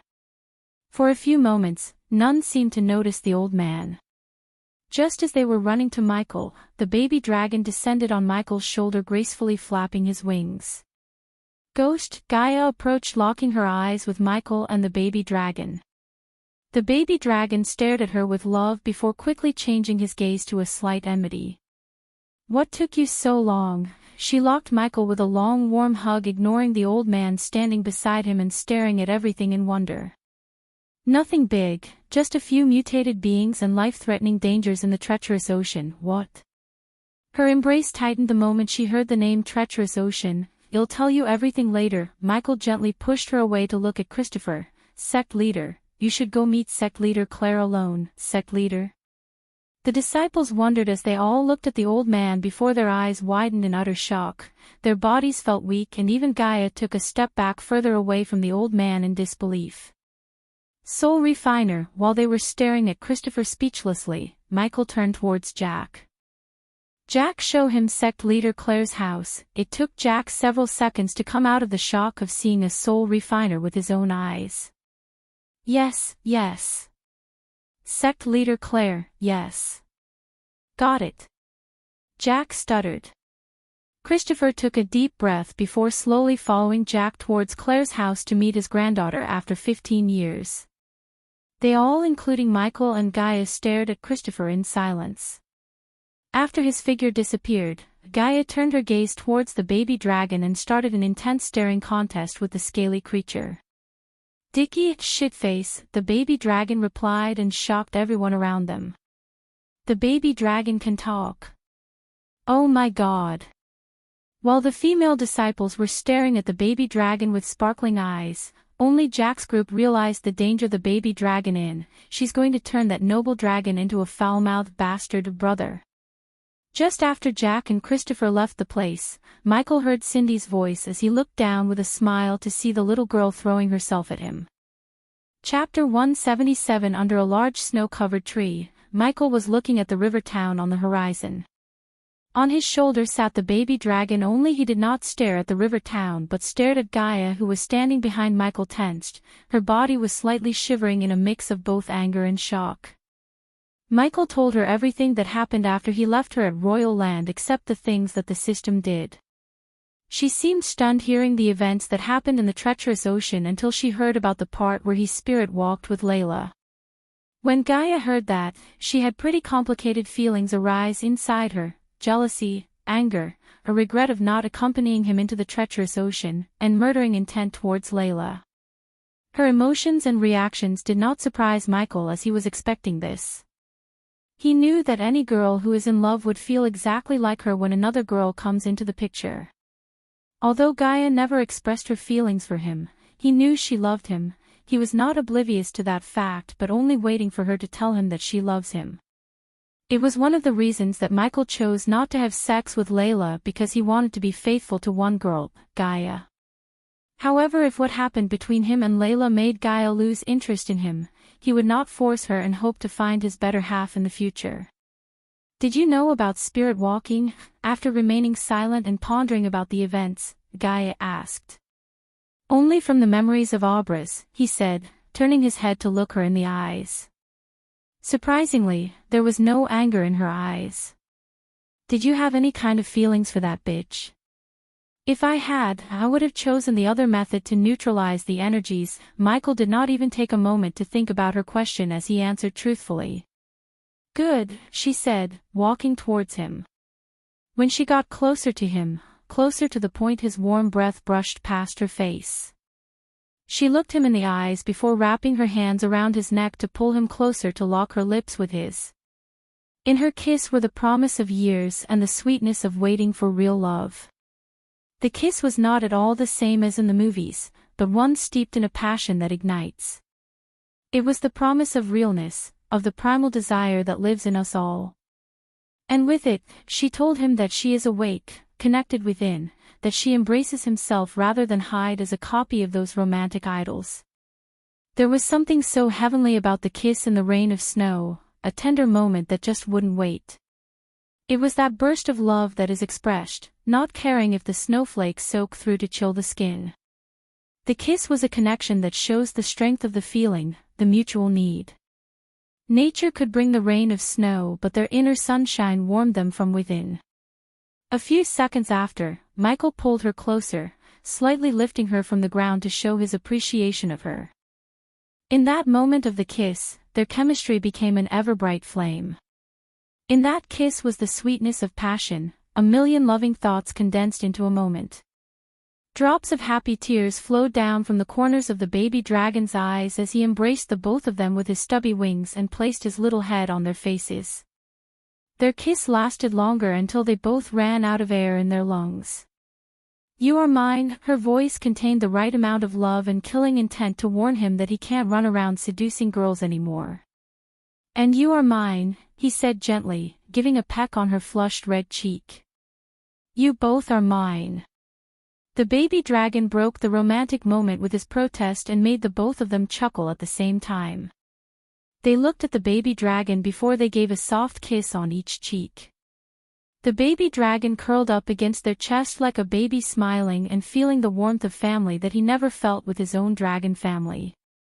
Michael put his arm around Gaia's shoulder, gazing at the distance and savoring this moment in silence. "Congratulations. Subordinate Gaia has reached 100% loyalty. Congratulations to the host for unlocking mentor function level 2. The host can now boost your chosen subordinate's cultivation speed by 40%. The smile on his face grew wider hearing the notification in his mind, but he did not immediately enter the system but stood with his better half etching this moment into his brain because not everything was about power as little things like this made life worth living. Mother, are you looking at me from heaven? Gaia thought as she looked at the sky, tears strolled out of her eyes. She had only a few memories of her mother. She remembers her mother would say that there is only one happiness in life to love and be loved. After her mother died, she never loved or was loved by anyone, even her father paid little to no attention to her because at first, he had to rule the kingdom, and then, he married another Salisi and had Zanali together. A few weeks after he met Gaia, even without him knowing, he started to care for her as Ubra's soul brought back the real Michael beneath the cold uncaring shield that he erupted to protect himself from getting hurt again after what happened to the orphanage he cared for. His caring for her changed Gaia from within and made her feel what it's like to be cared for and loved. With him, she felt the protection of a father and the love of a mother, and the affection of a playful sibling. Looking at the tears on her face, the baby dragon moved his claws to gently wipe off them. Cry baby, he giggled after wiping off her tears. Jerk, she flicked him on the head as a return to his snarky comment before turning her gaze at Michael. When will you marry me? She boldly asked. After I dethrone your father and make you the queen of Nagaland, he said. It was not an excuse to delay marrying her but a promise he made to himself a moment ago. He wanted to give what she always desired, the throne of Nagaland. From now onwards, she would be his better half, his soul mate, his queen, and he would give anything that his queen desires, and he knew she would do the same to him. Then you will only get kisses from me, nothing more. She stomped the ground. She expected him to marry her today itself, but seeing the love in his promise, her heart felt warmth. Oh, she pulled her closer. It's more than enough, he said before savoring her lips one more time. After leaving the place where they started the journey as each other's soul mate, they returned to Michael's home in the sect. With hot tea made by Raylene in their hands, they were laying on the sofa with the baby dragon in the middle of them. So did you find out who was running around pretending to be Lucifer? About that, I have good news and bad news. The good news is all of the fake Lucifer's victims were sick noble sons of bitches that we would have eventually killed. The bad news is I think it's the Guardians who are pretending to be Lucifer to catch the real Lucifer, us. Oh, how come? Michael was surprised a bit by Gaia. If what she said was true, then it would show him that the Guardians would play dirty to catch him. Because of this, she flicked her wrist as a portrait of a man wearing an eye patch and a hat with feathers appeared in her hand. He goes by the name Quinn. He's a bandit captain wanted by many kingdoms. He has a large number of powerful beast men under his command. A few years ago, he killed a guardian and his family, which made him the priority target of the entire guild. He was hunted down by the Guardians and declared dead, but I saw this evil fuck alive and kicking in the forest surrounding the royal land. What's the connection? The baby dragon asked. Michael told the baby dragon about his Lucifer persona and everything related to the Dark Lord, as the baby dragon had to know to help Michael in the future. Those nobles who got killed by the fake Lucifer, they weren't killed in the royal land as the Guardians and the church is claiming. They were all killed during their travels after Michael left the royal land searching for the doctor. Gaia discreetly collected information about the killings. While she was gathering information, she learned about the security that the nobles had and wondered how did the fake Lucifer manage to kill them, deceiving all the guards and security measures. And her question was answered when she learned about each noble's schedule before they died through various means such as bribing and torturing the servants of the dead nobles without revealing her face. She found out that all the victims had two things in common. One, that all of them were killed after they traveled outside the kingdom and guessed only their bodies were brought down to royal land to display to the people. Second, they had all done some evil deeds that deserve nothing more than a gruesome death. She then immediately collected information to form a list of potential victims of fake Lucifer and learn about their schedule. With this information, she identified one possible victim, the cousin of Minister Jurdi. And that's where things got interesting. Chapter 178. Since Jurdi's cousin and his wife did some fucked up shit as well as they had to leave the kingdom to attend a gala at Kethen, I guessed they would be the next target. Then, I followed them but not before taking that camera thingy we were using to monitor Dolar, as I had a feeling I might need that. Just like I guessed, when their carriage was passing through the forest, they were attacked by a group of highly trained beastmen. How high? Michael asked. Jurdy's cousin had 4 level 10 and 10 level 7 core formation warriors, but it only took 3 level 8 core formation beastmen to take them down in just 40 seconds. They came, attacked, and disappeared just like that, Gaia said, snapping. Michael's brows raised slightly hearing Gaia. Even 3 of him couldn't take 14 core formation warriors under 40 seconds as the beastmen did according to Gaia. What happened next? The baby dragon asked her curiously. What do you think? I followed them to their campsite, but I couldn't get closer to the camps without alerting them as they had a magical barrier around the place. I waited there for an entire day, waiting for them to make a move, and the next day, I saw Quinn walking out of one of the huts followed by 2 frickin' core strengthening level 3 beastmen. However, that wasn't what surprised me, it was what happened next. She paused for a moment to build up the tension as the baby dragon slowly stood up waiting for her to continue. The lackeys of Quinn came out of the hut carrying the bloodied bodies of Jurdy's cousin and his wife. I knew something really fucked up was going on and followed them deeper into the forest until I saw them placing the 2 bodies in the middle of the forest. At first, I thought they were just leaving the bodies for the predators to eat, but when I tried to get closer, I sensed another buried, and this time the barrier was several times stronger than before. I knew I would be attacked by the barrier or get caught by the one who set the barrier, so I kept a safe distance and used the rare mind-controlling scroll on a bird. Why did you do that? The baby dragon questioned Gaia to see her roll her eyes. To strap the camera thingy around the bird's neck to get a bird's eye view. Michael felt proud of her. She did the right thing because the mini camera was bought from the system store and had no magical trace to it, so barriers set by the cultivators couldn't detect the camera. This was one of the reasons that he used it to monitor Dolar without the orc detecting the camera. Plus, the camera could be instantly connected to any glass orb that Gaia had in her space ring. The only downside of the camera was if it wasn't set by Michael himself, there wouldn't be any recording of the feed, but it didn't stop Gaia from using the camera. As I was waiting for something to happen, the camera thingy got a picture of a cloaked figure who picked up the bodies and disappeared in a flash.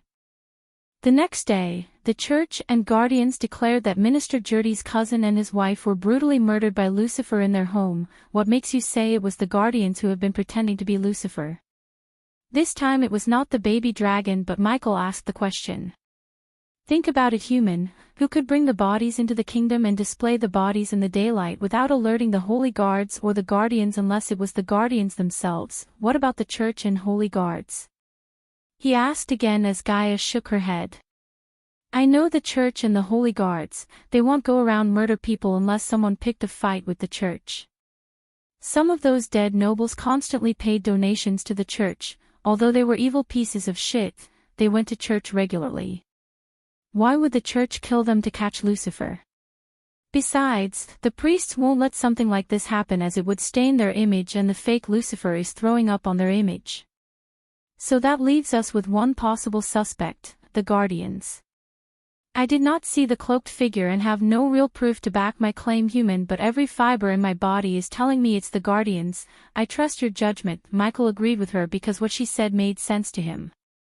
He knew it must be either the church or the guardians who had the resources and power to display the bodies in the daylight without alerting the guards. The good thing was all the dead nobles were evil, so his image of evil killing Lucifer would not take a major hit because of the fake Lucifer, but still, he had to tell the royal land that it's not him, the real Lucifer, who was killing the nobles. If it was before he went to the treacherous ocean, he would have let the fake Lucifer run around, as he did not have the chance to kill the nobles who were now protected by the holy guards and their own guards. However, with the inventor trait, he could assassinate them without getting closer to the nobles. Of course, it would require him to do a good old-fashioned stakeout, information gathering, and planning to assassinate them, except he was great at those things. Do you still have the list of evil nobles in Royal Land? Of course I still have it. Why are you two grinning? The baby dragon asked, noticing the devilish grin on their faces. You will know soon, Dickie, don't call me Dickie. Ouch, the baby dragon lunged at Gaia, biting her hand mercilessly in anger. Speaking of Dickie, we need to name him. Michael put aside the list for a moment and said, pulling the baby dragon from her hand. We already did, his name is Dickie, he, release me, I'm gonna take a bite out of her. The baby dragon struggled to get out of Michael's clutch as he reached out his claws to at least scratch her. Looking at the furious baby dragon, she just stuck her tongue out to make fun of him. Michael patted the baby dragon's head while thinking of a badass name suitable for a mighty dragon. Nightmare. After deep thinking, Michael found a name for his baby dragon. I don't like it, what about Asshole? Bitch. Hey. Michael released the baby dragon as they both began to roll around the floor playfully fighting with each other. He grabbed the list to pick his next target. It didn't take him long before his eyes landed on a familiar name, Minister Jurdy. He did not need to ask what Minister Jurdy did to end up on Gaia's list, because if Jurdy made it to the list, he must have done some evil shit. Michael knew it. However, before he could start preparing for the assassination, he had another most important task to finish. He quickly took a piece of paper from the table before them and began to write a list of things he needed to finish the task as well as test his inverter skill. Dickie, you are just at the foundation stage, you cannot hurt me, Gaia said, flicking the baby dragon on the forehead. But I can still burn your clothes. The baby dragon revealed an evil smile as he quickly ran up to her neck and grabbed her neck from behind using his claws. The fuck? Don't you dare, I just bought these. She felt the baby dragon's body getting warmer and warmer. She struggled to grab him, but the baby dragon easily avoided her hands thanks to his small body. Quitted you too, Michael laughed, seeing the two play and fight like little children. Yet the two of them did not stop fighting until he used a low-powered wind blast to throw them onto the sofa. Do you know what happened to Ella and Matthias? I thought he would come here to make me apologize. Gaia stopped fighting with the baby dragon as Nightmare flew into Michael's hand, tired of fighting. After I returned to the sect, I sent potions and pills to her so she could use them to earn the support of elders and some influential disciples. 3 days ago she sent me a message that she has been convincing people to join her, and so far everything's going well. Probably Matthias had forgotten about you in the midst of saving his seat. Make sure Ella stay alive. It's most likely that Matthias wouldn't go down without a fight. Gaia simply nodded, hearing him. How's the construction work of our restaurant going on? Pretty well actually. We had no ambushes after the first Reaper's attack, so it's going on at full speed. The dwarf said the restaurant will be finished by the start of next week. And Olivia is staying with Claire, and just like I said, Aragoth built a mini portal for her to travel between Aragoth and here. Now we have Aragoth and a soul refiner to protect our sect, so we should speed up the renovations and stuff. She felt excited thinking about how rich they would be after making Sunrise Sect one of the best sects in Elon. Yes, we have a lot of work to do. Chapter 179. After leaving the warmth of the house, he stepped outside into the bone-chilling cold and saw Cindy and her group making a snowman. When the little girl saw him, she dropped the snow in her hand, running towards him. As usual, she threw herself with utmost trust that he would catch her. You gained some weight, Cindy. I can barely lift you. Michael pretended to be struggling as the little girl laughed. I've grown stronger.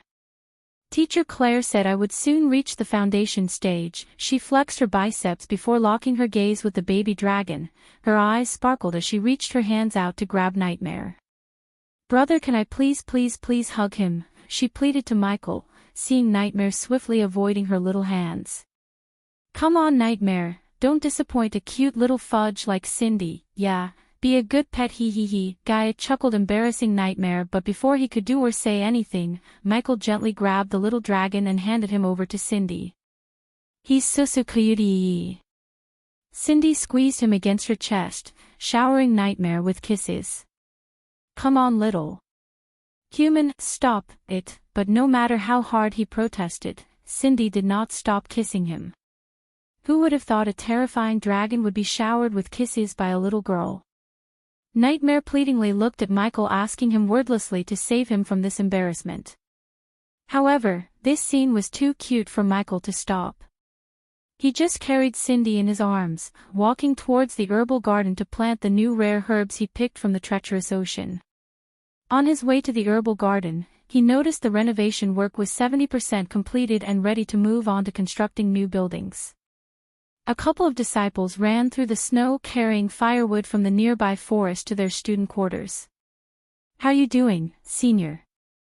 "Greetings, Sister Elia." "Hi, Cindy." The disciples happily greeted them before continuing their work. None of them seemed to notice Michael's cultivation level though, or they would have freaked out immediately. He noticed the disciples weren't wearing suitable clothes for winter but wearing their usual uniforms. Thinking about this, he just nodded at them with a smile while Cindy gave them a short wave as she was busy squeezing Nightmare. After strolling through the snow, Michael came to his herbal garden where a group of disciples shoveled the snow from the garden under the supervision of Elder Reiner. Just like the disciples he met before, the disciples who were working in the garden too did not wear winter clothes, and even Elder Reiner wore normal clothes. Although a cultivator could use arch energy to keep the body temperature unchanged, it was a waste of energy to constantly use it to keep the body warm rather than just simply wearing suitable clothes. Even Michael felt it would be a waste of energy to keep his body warm using arch energy rather than wearing winter clothes. Yet until he could actually buy some winter clothes, he had no choice but to use arch energy so he wouldn't freeze to death in this climate. "Ghost, you're back. I heard what happened to the baby dragon. Is he all right now?" Elder Reiner's eyes were filled with concern and worry. He quickly placed his palm on the baby dragon's head like he's checking the baby dragon's body temperature. "Human, save me." Elder Reiner took back his hand in lightning fast and stared at the baby dragon, trembling in shock. "So it's true, even the baby dragons can communicate using human tongue. Of course I can talk, now help me, human." Nightmare tried to get out of Cindy's clutches by asking Elder Reiner to save him. "Come here, little fellow, let me hug him just a little more." Nightmare sighed in relief, but to his shock, Elder Reiner too acted like Cindy, squeezing him before kissing him on the forehead. "What is with you humans squeezing me?" "Elder Reiner, I bought some new herbs, how about we plant them now?" "Really? Here, take him." Elder Reiner's face brightened up in excitement. He quickly gave back Nightmare to Cindy before Nightmare could escape. "I assume you took them from the treacherous ocean?" Elder Reiner calmly asked, and his calmness really surprised both Gaia and Michael. "Yes, Elder Reiner." "You seem awfully calm about that," Michael said. Elder Reiner just patted Michael on the shoulder. "Youngbloods like you need to take risks like that. Besides, I knew you would survive that place." It was a breath of fresh air for Michael to see Elder Reiner act so calm even after hearing that he went to the treacherous ocean. The vote of confidence made Michael like Elder Reiner more than the other elders. "Elder Reiner, where are the other elders? And have you seen Claire?" Gaia asked, doubting that Elder Reiner still has no idea about the return of Claire's grandfather. "They are in seclusion. I think they won't be available for another 3 days, and Claire, she's in her home." "Why do you ask?" "Because the previous sect leader, Christopher Marigold, is not dead and he's with sect leader Claire right now." Elder Reiner halted his steps as a sliver of cold chill ran through his spine. His usual smile instantly vanished from his face and replaced by a mix of complicated emotions. "No. It can't be. How? It's true, Elder Reiner." "Whoa!" Elder Reiner stumbled on Michael as he quickly grabbed the old man to steady him. "You, get your ass over here!" Gaia shouted at one of the disciples shoveling snow. Not only the one who was summoned by Gaia but also every disciple who was working in the garden came running to Elder Reiner when they saw Michael holding Elder Reiner's weak body. "Grandpa Reiner, what happened to you?" Cindy stopped petting Nightmare, looking at Elder Reiner. Her eyes already started to well up in tears. "This is why you never break shocking news to elders too suddenly, Elia." Gaia shrugged, hearing Michael. "Yeah, you dumb, you almost killed that old human." Nightmare did not let go of this opportunity to mock her while hovering above her head. "Ghost, how, where?" Elder Reiner asked in a weak voice. I think it's better if you ask the previous sect leader himself, Elder Reiner, Michael said as Elder Reiner slowly regained his normal composure to go meet the previous sect leader himself. Do you think I should break the news to Elder Sandra? Gaia laughed, thinking that she almost gave a heart attack to Elder Reiner. The old man's reaction saddened and shocked the others, but for her, it was funny. No, you shouldn't, Michael said before slapping the back of her head. Plop. Jerk. After Elder Reiner went to meet Christopher and Claire, Michael stepped into his garden and planted all the new herbs he brought, such as blue camellia, mountain saffron, ivory dill, autumn leaves, worm mustard, and many others. Since the disciples did not know much about herbs, they couldn't recognize the value of the herbs they were planting along with Michael. However, Gaia recognized a few of the rare herbs such as blue camellia, and bounced up and down in excitement, thinking about how much money they would make by selling the herbs to nobles and alchemists. If I can eat that, Ghosty, I can definitely reach Foundation Stage Level 3 in a few weeks. Nightmare sniffed the ivory dill with sparkling eyes only to get swatted by Michael. Go away, it's not for you to eat, not yet, hee. Gaia laughed at Nightmare getting chased away by Michael, leisurely sitting on her chair without helping Michael in the garden works. That was intense. While Michael was gently planting the herbs, he saw Jack walking into the garden flabbergasted. I've never seen sect leader Claire cry like that, Jack sighed, sitting on the ground near her feet. Did you see Elder Reiner? Yeah, he's currently with sect leader Christopher. Brother Ghost, Sister Elia, do you think sect leader Claire would step down from her position? The disciples working with Michael looked at him, waiting for his answer. I don't know, but I guess sect leader Christopher won't take the position even if sect leader Claire decided to give him, Michael said like it was only his guess, but deep down he knew Christopher wouldn't take the sect leader position as he has more important things to worry about, like searching for a permanent way to lift the curse and rescue Claire's mother from the elves. Since Michael had to face the great clans anyways, he planned to use Claire's mother as an excuse to fight the elves unless they choose to stay the fuck out of his way of conquering this world. Jack, I need you to hit Bradford and buy these things for me. Michael gave the list of things he needed to build his secret weapon to beat all the Guardians and the Church.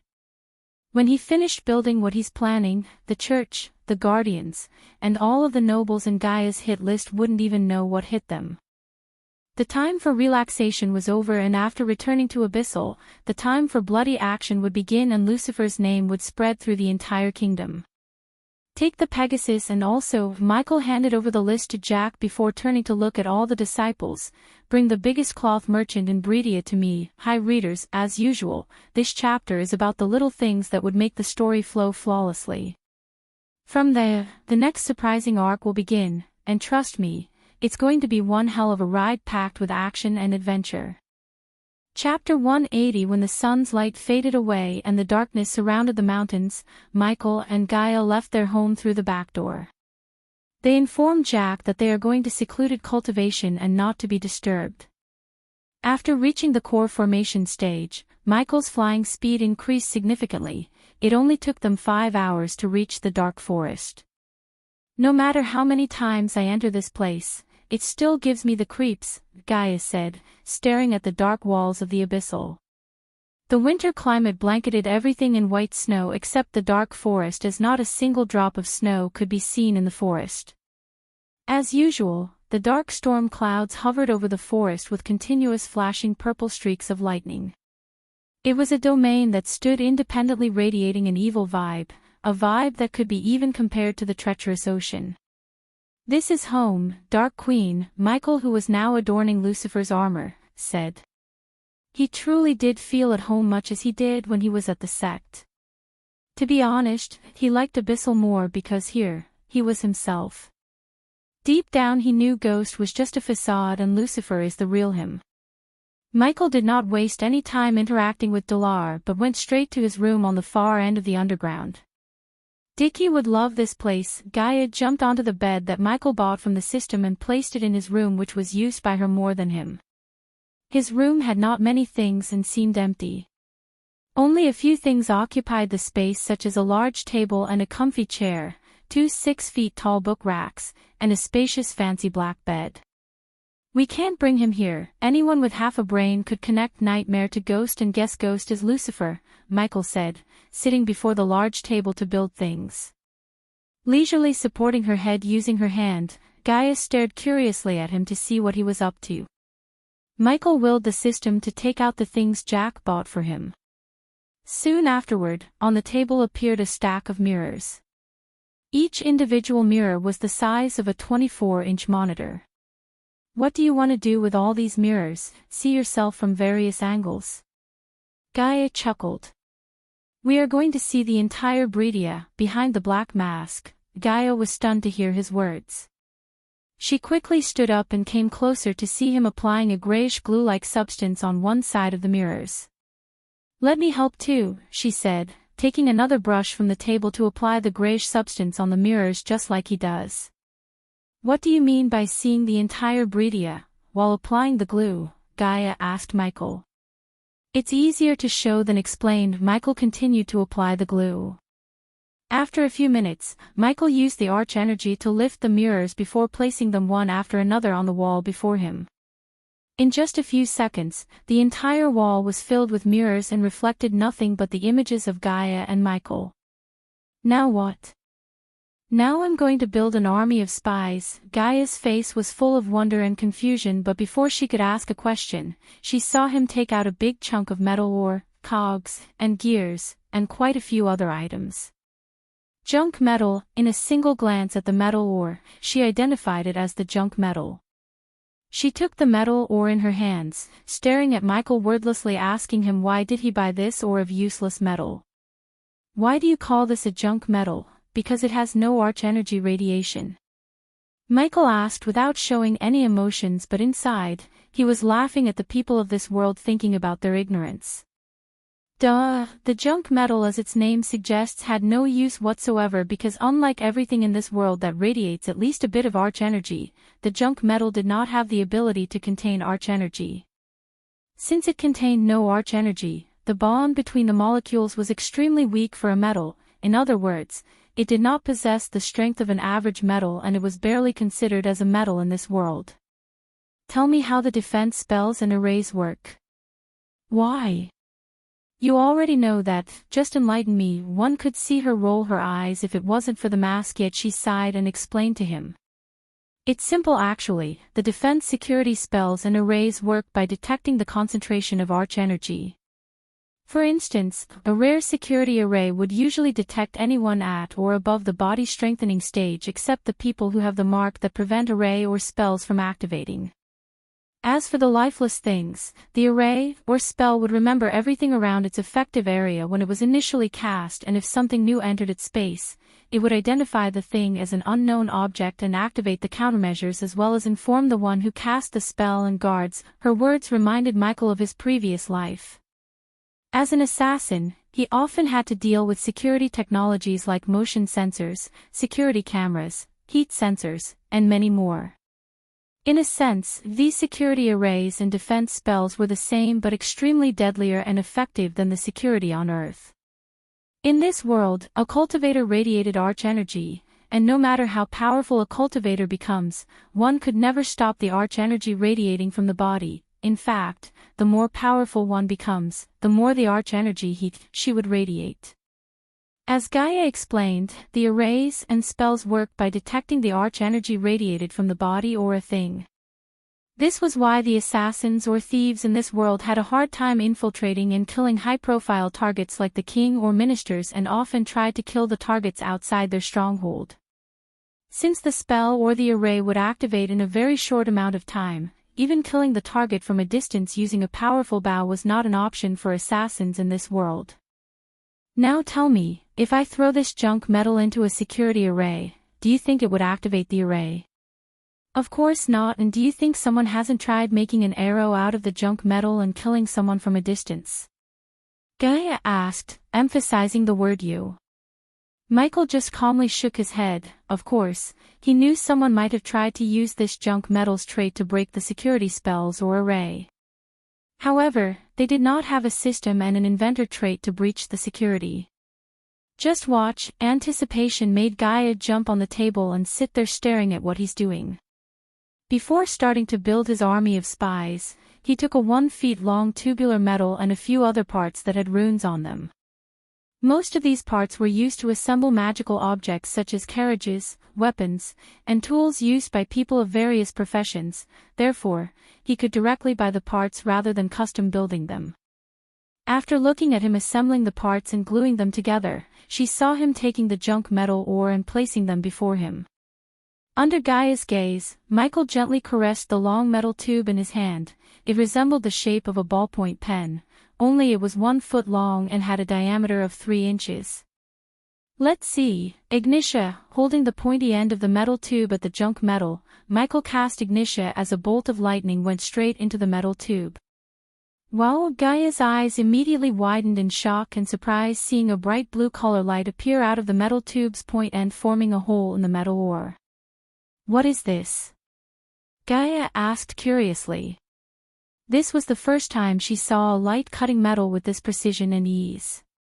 Normally, she knew the blacksmiths would heat the metal using various means before cutting them, and even though it was a weak junk metal, Gaia could tell the heat coming from the blue light could easily cut many strong metals such as iron, silver, and gold. It's called laser. With this I can build my army of little spies. How? Her eyes sparkled, wanting to play with the laser like a child.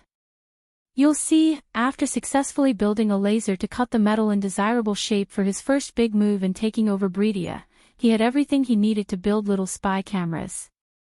Michael's full focus was on the task at hand as he began to cut the metal ore and assemble various parts in front of Gaia's eyes. He felt like Batman who was creating Batarang in his Batcave. Spider. After Michael assembled his first spy camera, Gaia took it gently and examined it with eyes full of curiosity and wonder. The spycam on Gaia's hand was the size of a shirt button. It had 8 tiny legs and instead of 8 eyes, it had only 1 eye on the center of its head. How does it work? System, connect the spider cam to one of the mirrors. Before answering Gaia, Michael entered the system to connect his spy cam to one of the mirrors.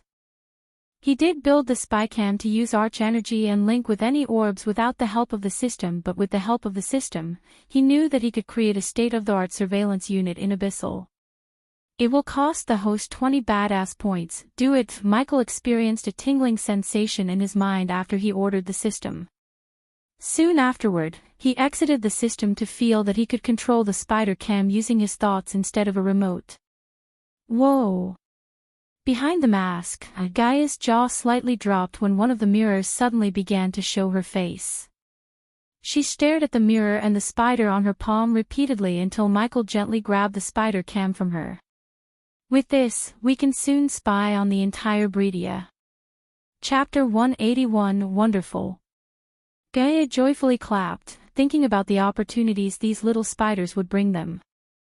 She focused on the spiders Michael is building, but no matter how hard she focused, she couldn't even sense a trace of arch energy from them as expected of the spiders made of junk metal. One by one Michael connected the spiders to the mirrors, building a state-of-the-art surveillance unit in the Abyssal. After building a couple of spiders, his speed increased significantly. It took him approximately 2 hours to build 60 spiders before finally running out of parts and materials. We have 60 spiders, so we have to use them efficiently. Can you build more of these, and how do you control them? I can control them using a telepathic link, and at the moment I can maximum control 65 spiders. The number of spiders he was able to control depended on his cultivation level. At the core formation stage, he could maximum control 100 spiders when he reaches the level 10. At level 1, 60 was his threshold, but 60 spiders were more than enough for him to spy on the important nobles and figures in Bredia. Since that's the case, I suggest we send some of them to the church, guardians, and the king of Bredia. It's my plan too, but we should test our little spies first. A devilish smile could be seen behind Michael's black mask, and the same could be said to Gaia. At this moment, the world had not one but 2 dark lords, Lucifer and his queen. The 2 of them were made for each other as they had the same target in their minds, Minister Jurdi. So what are we waiting for? Let's go. Gaia was excited to see the spiders in action. I have one more thing to do. How strong is your venom? The sudden question slightly surprised her. Anyone below my cultivation stage would definitely die if my poison entered their body. The weaker they are, the faster they die. What about the people above your cultivation stage? Core strengthening stage beings will be weakened instantly and would die in a few days if they don't take an antidote or a potion to counteract the poison. I'm not completely sure of what will be the effects to anyone above the core strengthening stage. Michael heard what she heard silently before taking out a vial and a few herbs he picked from the treacherous ocean and the sky garden from his space ring. Spit it out, okay, plop. Michael lightly slapped the back of her head when she was about to spit saliva into the vial instead of the poison. Why did you do that? Spit your poison, not your saliva. She punched him the shoulder and said, next time use the word poison, you dumb fuck. Oh, I'm a dumb fuck. Just give me your poison, your royal highness. He couldn't help but chuckle after hearing her. With the smirk on her face, she lifted the mask as her canines slightly grew longer like a vampire. Soon from the point of her two canines, dark green drops of poison dribbled into the vial, permitting a nauseating stench. After the vial was half filled with Gaia's poison, Michael conjured the alchemy flames above his hand and began to throw the herbs on the table into the green flames. Gaia patiently waited for him to complete the potion brewing. System, can you remove the arch-energy radiation from this potion? Michael asked the system, staring at the colorless liquid in the vial before him. It can be done for 1,000 badass points. 1,000 points, huh? Michael pondered for a moment before ordering the system to do it. Take it, a small layer of light that could only be seen by Michael wrapped around the vial before fading away from the eyes. The next moment, Michael could not sense any arch-energy radiation from the potion. It was completely colorless and odorless. What is this? A better variant of your poison. Michael handed over the poison to Gay to inspect. She took a sniff and then stuck the point of her tongue to taste test it. It is my poison, but how can it not have any trace of arch-energy? I'm a 5-star alchemist with ancient knowledge and I'm awesome. Yes, you are. Gaia leaned closer to lift his mask before locking his face with hers to merge in a passionate kiss. A week after Michael built his spy cameras, at the moment in Royal Land, two cloaked figures were standing far away from a mansion blending with the surrounding trees. The mansion was located in a residential area of the Royal Land. There were no buzzing crowds. Line of buildings and merchant carriages could be seen in the area around the mansion. From the outside, the mansion looked old but wonderful. It was built with tan stones and has red brick decorations. Large, octagon windows added to the overall look of the house and have been added to the house in a very symmetric way. The mansion was square-shaped. The house was fully surrounded by glass overhanging panels. It had 2 floors. The second floor was smaller than the first, which allowed for a roof garden on 2 sides of the house. This floor had a very different style than the floor below. The roof was low and rounded and was covered with stone slabs. 2 large chimneys on each side of the manor poked out of the roof. Several large windows let in plenty of light to the rooms below the roof. The manor itself was surrounded by a gorgeous garden, including hanging grapevines, a pagoda, a pond, and many different flowers. On top of the beautiful garden, the manor was filled with soldiers in iron armor, people with staff, and archers. Despite the heavy snowfall and the cold, the soldiers did not seem to slack off. The patrolling units were strolling through the knee-high snow without getting tired. There was only one road that came out of the main gate, and except for a group of soldiers who were patrolling, there were no carriages or people could be seen traveling on the road. The 2 figures who were looking at the manor from the distance wore simple tunics. They did not stand out much, and anyone who saw them would think they were just resting under the shade of trees. Besides the 2 cloaked figures, there were a couple of travelers and merchants who were resting before campfires to escape the cold of the winter. Time to let the spiders out the bag. One of the cloaked figures took a small pouch from their pocket and opened the pouch as several little spiders in various colors jumped out of the pouch. Soon the spiders changed their colors to blend in with the environment like a chameleon. Some spiders on the ground changed their colors to snow white, while those that were on the grass changed their color to green. Creepy, but I like them, the other cloaked figure said in a feminine voice. Obviously, these two figures were Michael and Gaia, who spent a week flying to royal land from the dark forest. Since they were here to spy and kill Jurdi, they changed their appearance by changing their clothes and the color of their hair using a simple potion brewed by Michael. Let's head back to the tavern and monitor the spiders from there. Michael paid for a room in a tavern nearest to Jurdi's manor. After moving the spiders into the pile of snow on the road to the manor, Michael and Gaia began to walk in the direction of the tavern. The streets before Michael was blanketed with snow, but it did not seem to stop the people from coming out of their homes. He saw many fancy carriages running through the streets while people wearing fur-covered winter clothes strolling through the snow to their work. It took Michael a few minutes of walking to exit the residential area and enter the town square where he saw the handiwork of fake Lucifer a few weeks ago when he was at Royal Land. Michael and Gaia did not spend much time on the crime scene. They swiftly went to the tavern and entered their room without socializing with the crowd in the tavern. Their room was just like any other room in a tavern. It had a bed, a table, and a chair, but the room was cleaner than the tavern he used to stay in the river town. Shut the door. While Michael was placing the orbs on the table, Gaia used arch energy to keep the door shut and prevent anyone from eavesdropping from the adjacent rooms. Let's see. Michael closed his eyes to connect the 10 spiders he dropped from the pouch to the orbs before him. Soon afterward, each orb showed the scenery of snow and a mansion in the distance. Michael began to control the spiders from his room. Damn snow, it makes patrolling so tiring. Shut up and do your job. We will be hanged to death if something happens to Minister Jurdi. While the spiders passing the patrolling soldiers, Michael heard their conversation through the orbs. Lucifer really fucked up Jared Gertie and his wife. I hate to say, but they deserved it after what they did to the Southerner slaves. Why are you shedding tears for Southerners? Those weaklings wouldn't be in this position if they were blessed with the ability to cultivate. Don't be an asshole, Liam. Imagine that if you were sent to another continent as a slave, that's a worse fate one could have. Minister Jurdi is one sick bastard for in the trade for Southern slaves. Michael hid the spiders in the snow to listen to the soldiers as they continued. Sure. Are you planning to get killed?